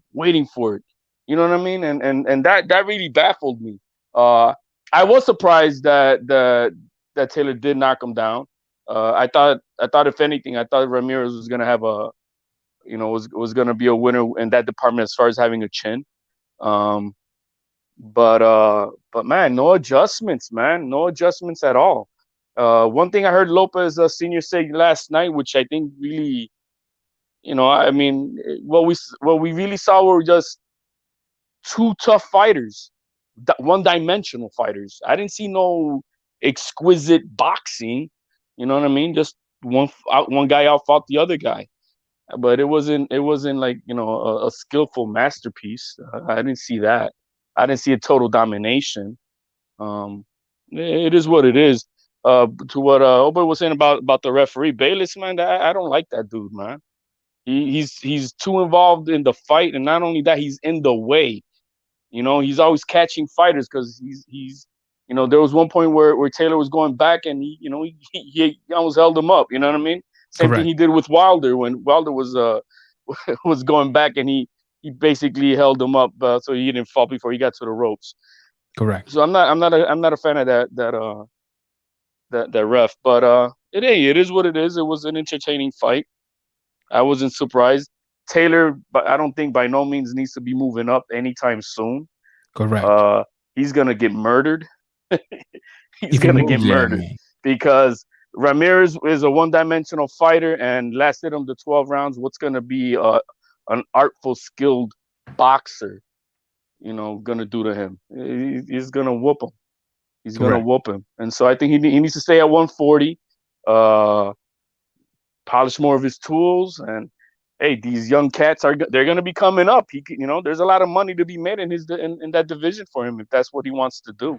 Because Teofimo's coming up, Tank is already going up there.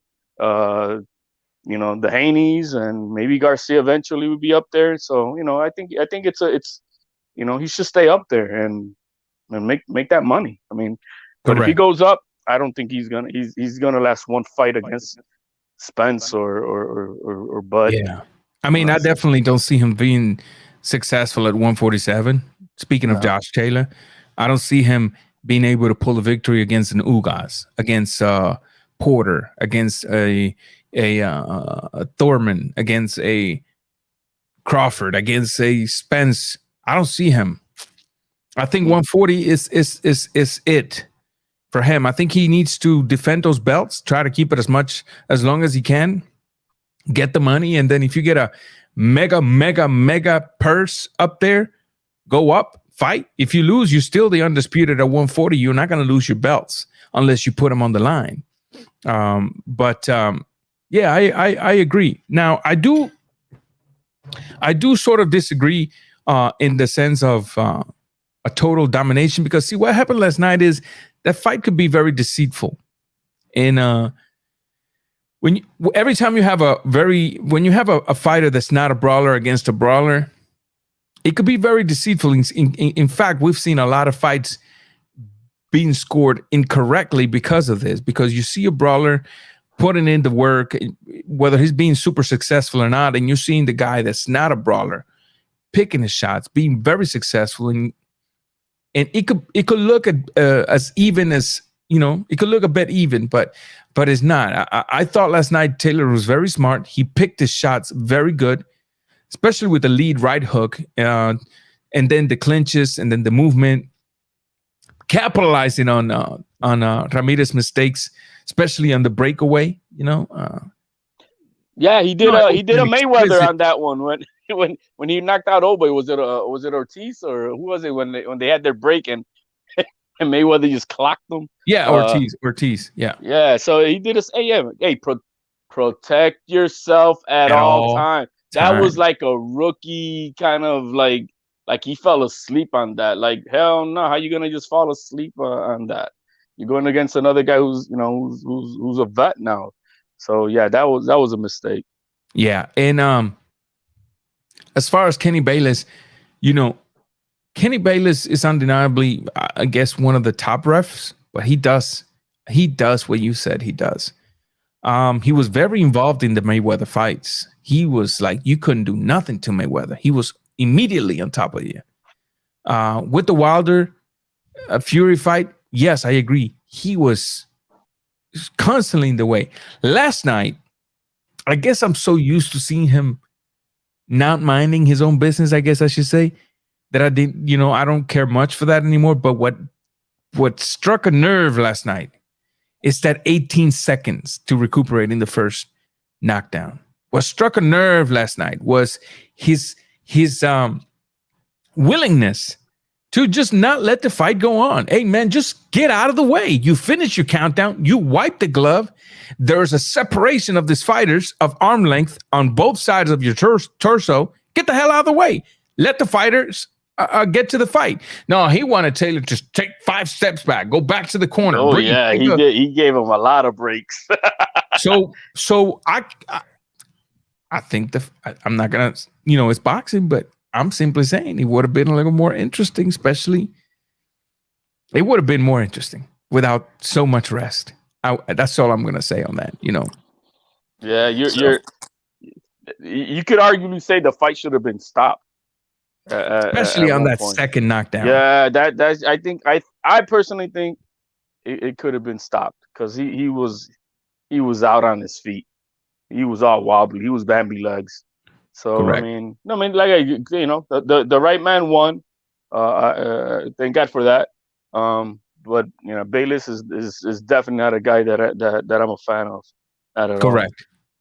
Correct. And Garcia's got to go. If Ramirez got to do something, he's got to go. He is. I am very disappointed in what his ringmanship as a trainer is when it comes to being in the corner. Because I personally did not feel like he was giving any instructions to Ramirez. He wasn't.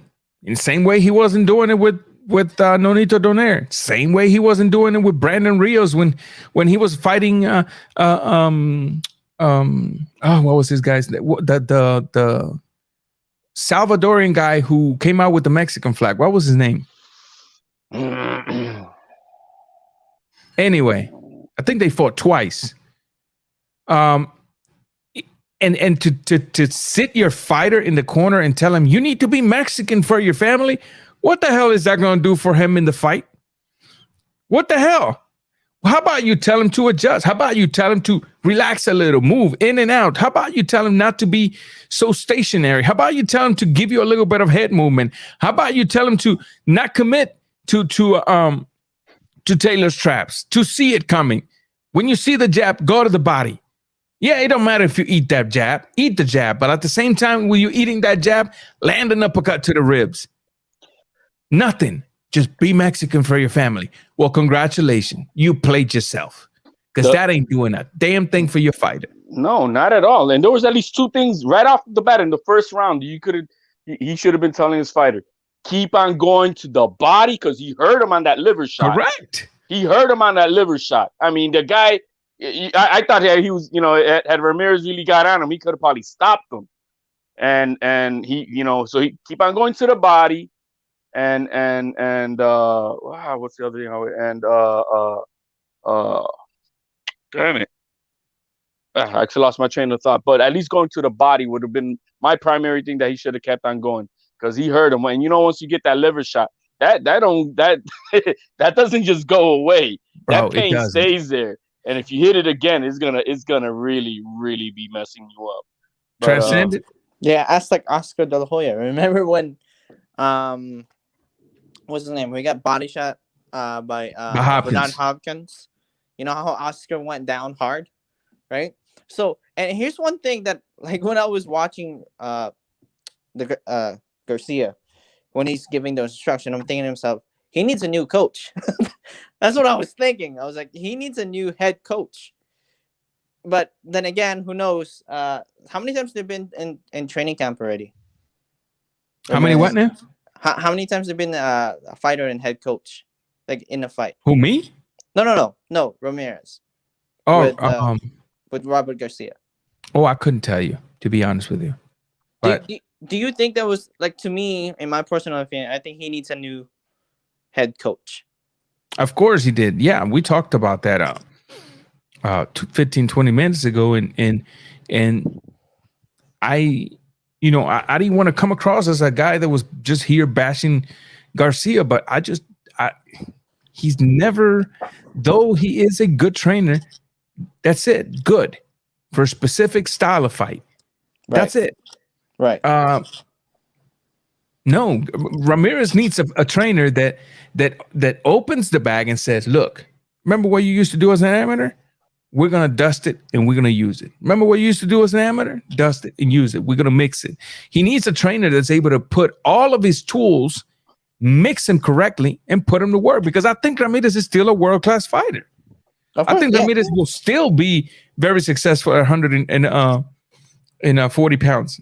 Right. In fact, I think Ramirez with a different trainer in a rematch, we might see a totally different fight. Oh, absolutely. We just don't know. Right. Right. I think people see the problem we're having as boxing fans nowadays, and I'll include myself because I don't want to generalize or point the finger at nobody. The problem we're having is we got to get Floyd Mayweather out of our heads. Not everybody retires undefeated. Right. Success does not translate to undefeated record. No. We've seen too many world-class legends that had 1, 2, 3, 4, 5, 6, 7, 8 losses in their record. We have a legend that's getting ready to fight the biggest name at 147 pounds. In Spence, we have a legend named Manny Pacquiao that's been knocked out several times, but is still a legend. Very successful in his career. Very hungry, even at this age. That's what I want to see. So what if he lost versus Taylor last night? Pick up, dust off, possibly find a new trainer. He needs a new trainer. He's not going to get a new trainer. You don't think if you saw the corner, Ben, I think it's Ben Davison, the guy who was a trainer for Taylor, man, if you could just see the difference, and he was giving him instructions. Correct. Good instructions. Not to overcommit, to be the end, to get the out, to watch out for that. Man, he was on it, but like giving him instructions. You know what I mean? And so yeah, I'm not a fan of Garcia. With what I saw last night, I'm not a fan, and it makes me also wonder. Hey, does it have to do with, I mean, I don't know if it's that dirty, right? The sport of boxing, but yeah, I know his son is trying to come back, right? And would it be more convenient for his son to try to get a crack at this? You know what I mean? Who knows? Who knows? The GOAT says the boxing business revolves around being undefeated. I kind of disagree with that. I think it's not the boxing business. I think it's the fans' expectations. Fans expect you to be undefeated if you're truly great. Well, that's wrong, because great fighters have lost fights. Are we going to sit here and pretend like Pernell Whitaker is not one of the greatest fighters that has ever put gloves in his hands? Did he retire undefeated? No. Are we going to sit here and pretend that Carlos Ortiz, Kid Gavilan, Muhammad Ali, Foreman, Frazier, Hagler, all these legendary fighters, Roy Jones Jr., are we going to sit here and pretend that they they retired with an undefeated record? No, they all lost. But they're legends, very successful legends. You know why? Because they lost, they got up, they shook the dust and continued forward, made adjustments along their careers that allow them to continue flourishing. That's all I want to see this young man do. I think he's too young to be taking the punches that he takes.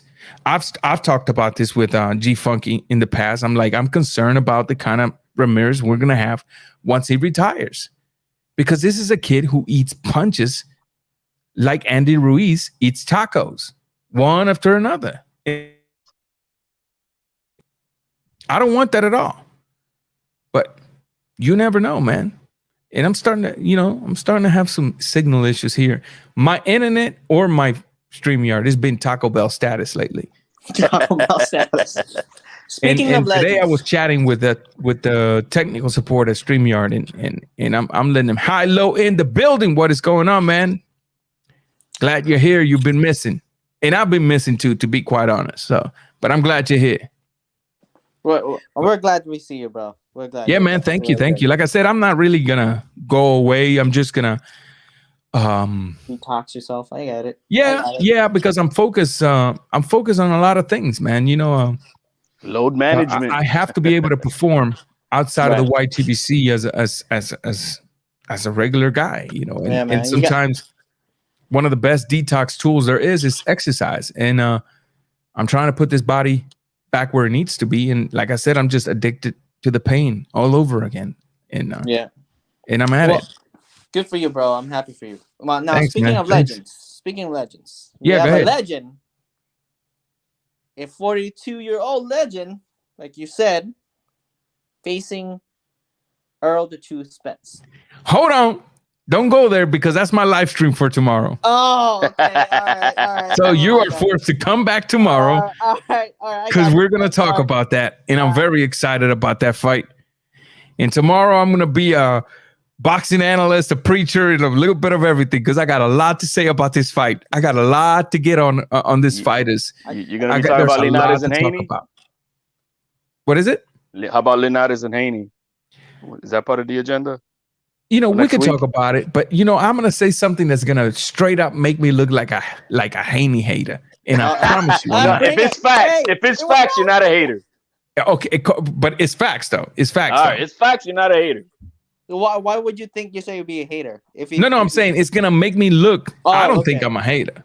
Oh, okay. But it's gonna make me look in the eyes of those people that I'm a hater. I have never been incentivized by the Haney's father and son's performance to the point to where damn, I'm going to dedicate a live stream to these guys. Never. I don't know why. I like Haney. I think he's very technical, which is what I lean for. But they leave a bad taste in my mouth. One, because of the way they talk, and then when I see them talk, they're like, damn, that's Mufasa talking. Let me look at his resume. Oh, no, that's a kitty cat. Because the way they talk doesn't match their resume. And so I don't know. Maybe I am. I don't know. What are you talking about, Ranger? Isn't Gamboa, didn't he fight Gamboa pound for pound? Look, man, I promise you, I would understand if people say that I'm hating. I'm not. There's nothing. Now, if he beats Linares, it's Linares. Linares will be, here's Gamboa. This is Linares. You see that? That right there. That's it. That is it. So when I see Haney, I see Demetrius Andrade. Same story. Same thing. We got a fighter that's young, undefeated, very technical, very talented, but who is he fighting? Nobody wants to fight me, man. Correct. And then he wants to just go from first grade to 12th grade, and it doesn't work like that. Everybody's still in preschool. me. What are you talking about, bro? I'm telling you guys. He's still in preschool. Yeah, we can talk about Linares and Haney tomorrow if y'all want, but my main focus for tomorrow is arbitration victory, Joshua Fury 3, and this legend called Manny Pacquiao, and this legendary fighter in the making called Earl Spence Jr. Well, that's my main focus for tomorrow. I have a question for you. Go ahead. Which is a bigger fight, though? Here's the deal. I'm almost willing to guarantee that the Fury fight will sell more only because, watch this, only because the British boxing fan is just so big. You see what I'm saying? So big. And then all the anticipations of the egg weights and all the bull crap that Deontay made up, the lies he made up, and then he took his groupies and hood hoes to implement the same excuses. All that anticipation might make that fight a little bigger, but I'm waiting for them press conferences. I think the press conferences are going to be so exciting and funny because there's a lot that Fury gonna just open up and talk back crap about because it's just funny to hear. He did it last night. Correct. So, just real quick with High Low, he says Haney is the best prospect now. I agree, and you know what I like about your comment, High Low, that you place them exactly where he belongs as a prospect. Now you ask them if they're prospect, they'll tell you they're not. That they're the best, that they're the most avoided fighters in their division, that they've been fighting the best of the best, when in reality it's not true.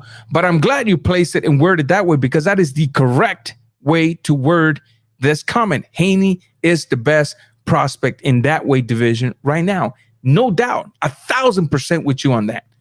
But it's an oxymoron because he's a champion, you know what I mean? So they put him in a position where he probably shouldn't be. That was the mistake. If you're a champion, how can you be a prospect? You know what I mean? No, that's what he really is. No, he's a prospect. I don't care if they got gold around their waist and they're making $3 million a fight. He a prospect. If you're fighting a Gamboa, you a prospect. If you're fighting Alinares, you're a prospect. Until you're perfect example. How long have we been asking Haney to fight somebody like a Nakatani? Quite a while. Quite a while. What happens? Lomachenko says, Nakatani, you want it? Yeah, I want it. Boom, fight done. That's it. You see how easy when you want something, right? Well here's and the fact. You think Haney would have asked for Nakatani? Nakatani would have turned him down? Hell no. Hell no. Rob Boxing. Go ahead, brother. My bad for falling off. I had to do something real quick. Nah, you good, man. Hey, man. You got freedom here, brother. I got a question. I've seen something, and I want to get your opinion on it. Okay. I noticed Teofimo in his fights. He's been getting a knockout all to the head, right? Mm-hmm.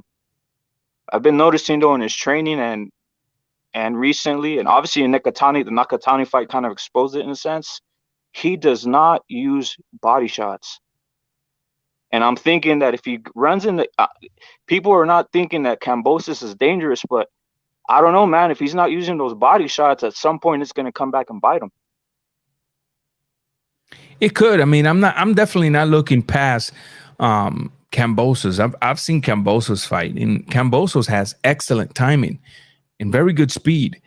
As far as him not going to the head, I talked about this at the beginning of the live stream. To the body. It's something that it's been very hard for me to understand.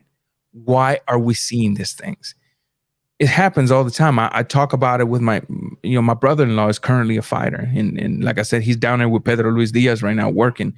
But he's 16, right? And I'm constantly stressing on him, the body is one of the most important aspects of the game.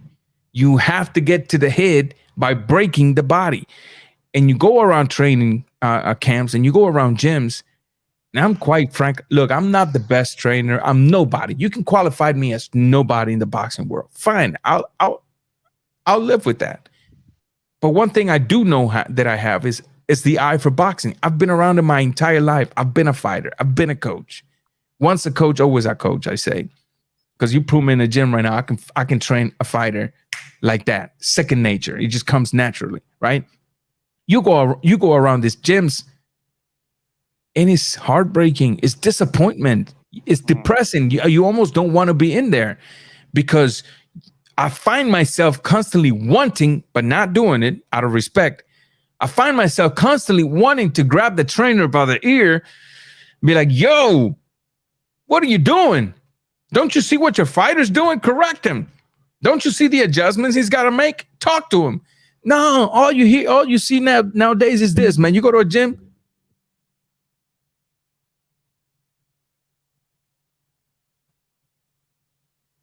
That ridiculous pad work. The constant work to the head. And I'm like, whatever happened to those combinations when you open with a double jab upstairs, follow with a right hook, uppercut, and right hand to the center of the chest? They're gone. I've never seen them again. Whatever happens when you feinted with a jab, came back down to the body with a left hook and ended it with a right cross.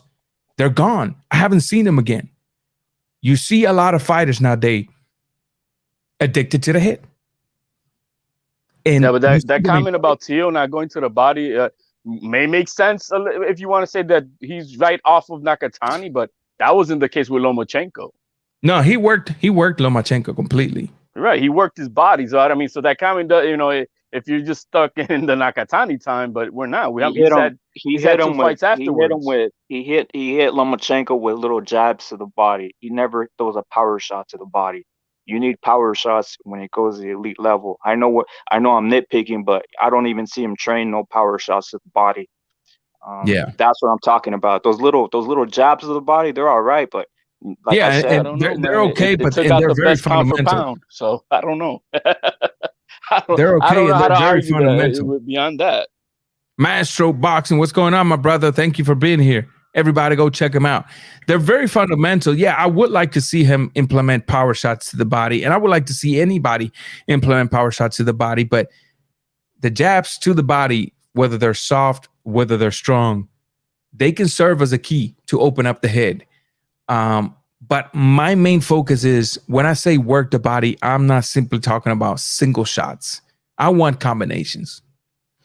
I want to see coaches at whatever level work on. These are things that need to be worked on in the gym. You don't learn this in a fight. You don't just come up with combinations all the time in a fight. You have to work combinations in the gym to the body. You got to put the armor, take it, instruct your fighter. Remind them when you're sitting in that corner, he's fighting, but you're the brains of the operation. You're the eyes of the operation. Your job as a coach is to absorb what's going on. And as that fighter is fighting and as that fighter is walking back to the corner, you already have a plan written in your head as to what's coming out of your mouth to tell that fighter. I also don't see that. I really don't. And it's very disappointing. Here's something else. Go ahead. I think Rolly would body Teofimo. That's why he friended him. You think Rolly will beat Teofimo? Yes, I do. No, I don't, man. So why you friended him? I'm sorry. He's never gonna fight him, bro. He's never gonna fight him. What did you just say? He's never gonna fight him. He's my Here's friend. what I think about Rolly. I think Rolly obviously does. I mean, he does possess the power, but I think Rolly needs to focus in being more elusive, being more technical. He's too power hungry. You see what I'm saying? You know what I mean when I say power hungry? And exactly, I know what you mean. His weight class would probably be in the 154s. Yeah, he's always wanting to take your head off, and I think that does not leave room for him to absorb the potentials of the things he can learn and implement during a fight. I don't think Rolly right now is ready for Teofimo, in my humble opinion. I think if they go to a fight, I think if Teofimo feels that power, you will see an automatic Teofimo reverting to his amateur games, reverting to sticking and moving. And Rolly's defense is not the best, in my opinion, right now. Now, is Rolly going to improve? Of course, Rolly's just a kid. But right now, the future is not known, right? But right now, I think, in my opinion, Rolly is not. Based on his last fight, he is not impressive at all. Now, Rapid, mind you, I do say this right now because for all we know, the kid might make improvements. The kid might just, turn into this beast. We've seen fighters hit a switch throughout their career and become different, but not now. This is not the time, in my opinion, to see that fight. And when there's a puncher in the ring, there's a slight chance, but not me. Not me right now, to be honest with you. Physical development and boxing development, it's 5 years down, but I think Teofimo was saying, you're my friend for a reason. There's a reason for that. You think so, man? I gotta be real with you. I don't think Teofimo, I don't think Rolly thinks he can beat Lopez. And remember, when we're young, we're dumb. and confident. But boxers know their limits. And I personally think if you were to be in a locked room with no cameras, with nobody else, with nothing, with nobody hearing, and you were to ask Rolly, you think you can beat Teofimo? If Rolly was to be honest, I think he would say, not now. Maybe in the future, but not now. What do you think is his prime weight will be? That's the problem. He's still growing. How old is he? Rolly's what? 20? What? 20? Around 22. Yeah, 22, 21, 22, something like that. He already looks like he's punch drunk, bro. 3 years of growing. He already looks like he's punch drunk, bro. So I don't think right now is the right time. And Rolly needs to focus. You remember what I don't know if you were here at the beginning of the live stream when I was talking about Delvin Rodriguez believing a lot of hypes. Rolly is believing a lot of hypes. Rolly, as any other young fighter, needs to keep the hungry dog mentality that I have to run and jump for a steak. What do I mean by that? When I go into that gym, nobody exists.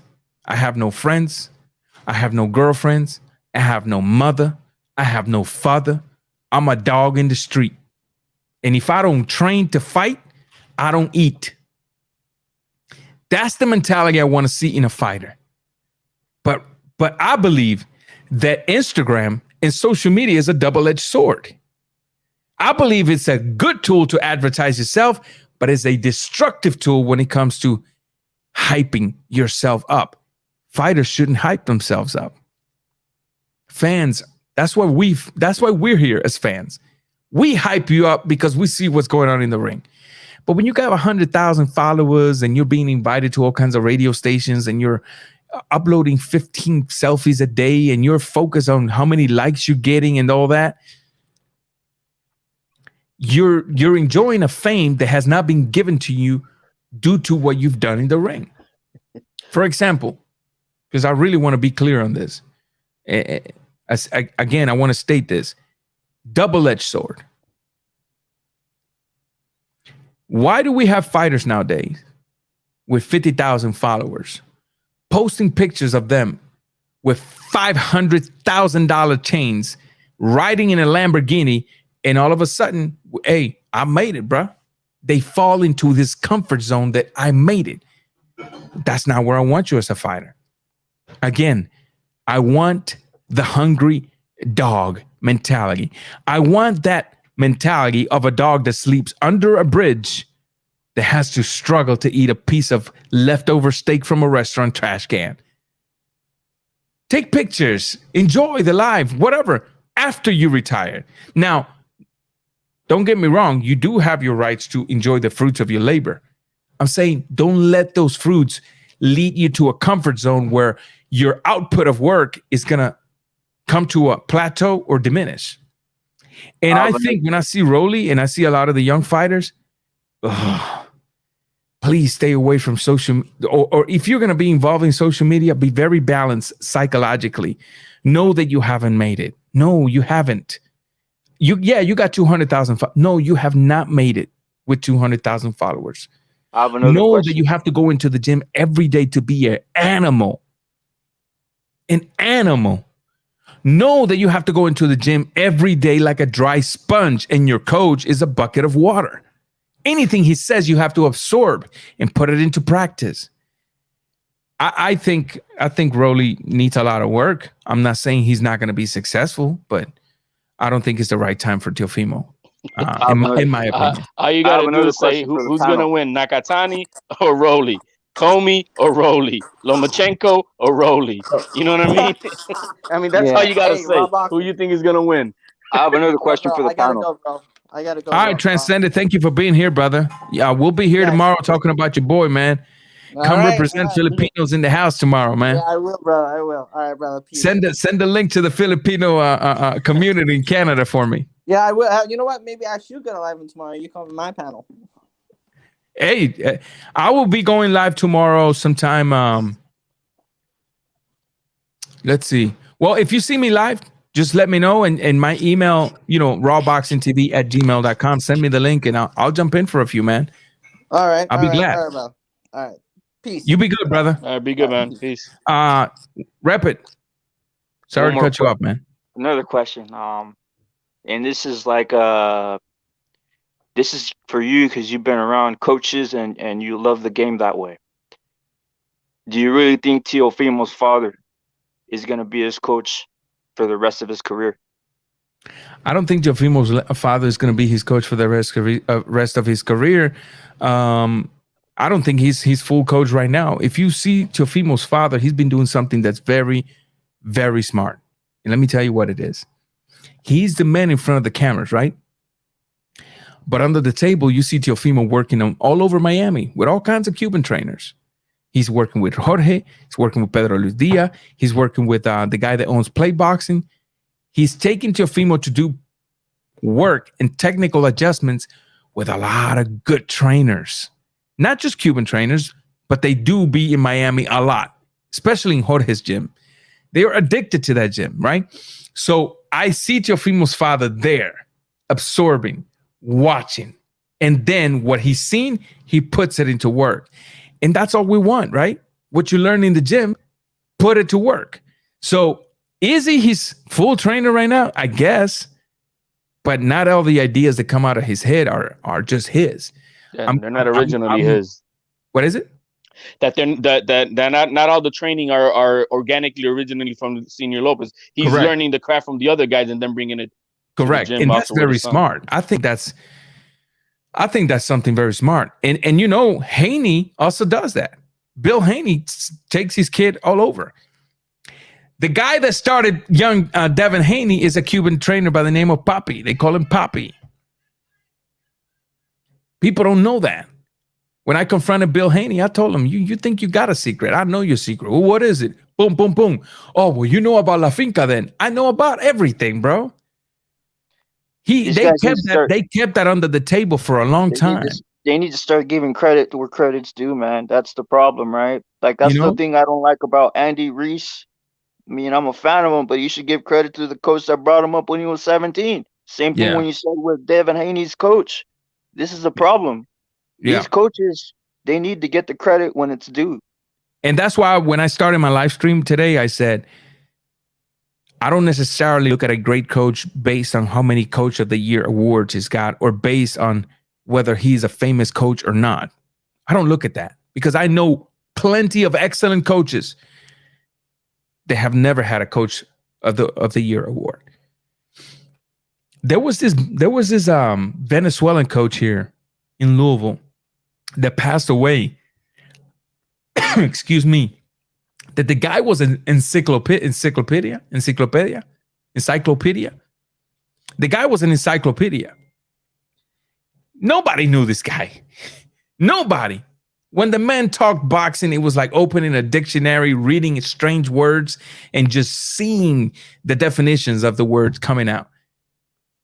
In my opinion, could have been a great trainer. Chose by choice not to involve himself in the pro games. You're looking at a person that by choice stepped out of the boxing game. Today, you could tell me right now, and I can look at this camera honestly and tell you, I'll give you $100,000 to train me and take me, and I'll turn it down. I want no part of the professional boxing world. No part. This is the only part I want right here behind my camera, behind my mic, chopping it up with you guys. I want no parts. I know a lot of coaches that done that. There was a coach here named Andres. He was in charge of the entire, just like Ismael Salas, of the entire squadron for Guantanamo at the oriental part of the island. He came to this country. He's extremely content by teaching little kids, wants no parts of a higher status in the pros. Don't ask us why. We just don't want it. I personally just don't want it. So when I see a great coach, or when I look for a great coach, Coach of the Year award is not enough to sell me that you're a great coach. That's just my opinion. You know? A lot of the big trainers, what they end up being is just polishers, and that's about Correct. it. Correct. HLD, what's up, brother?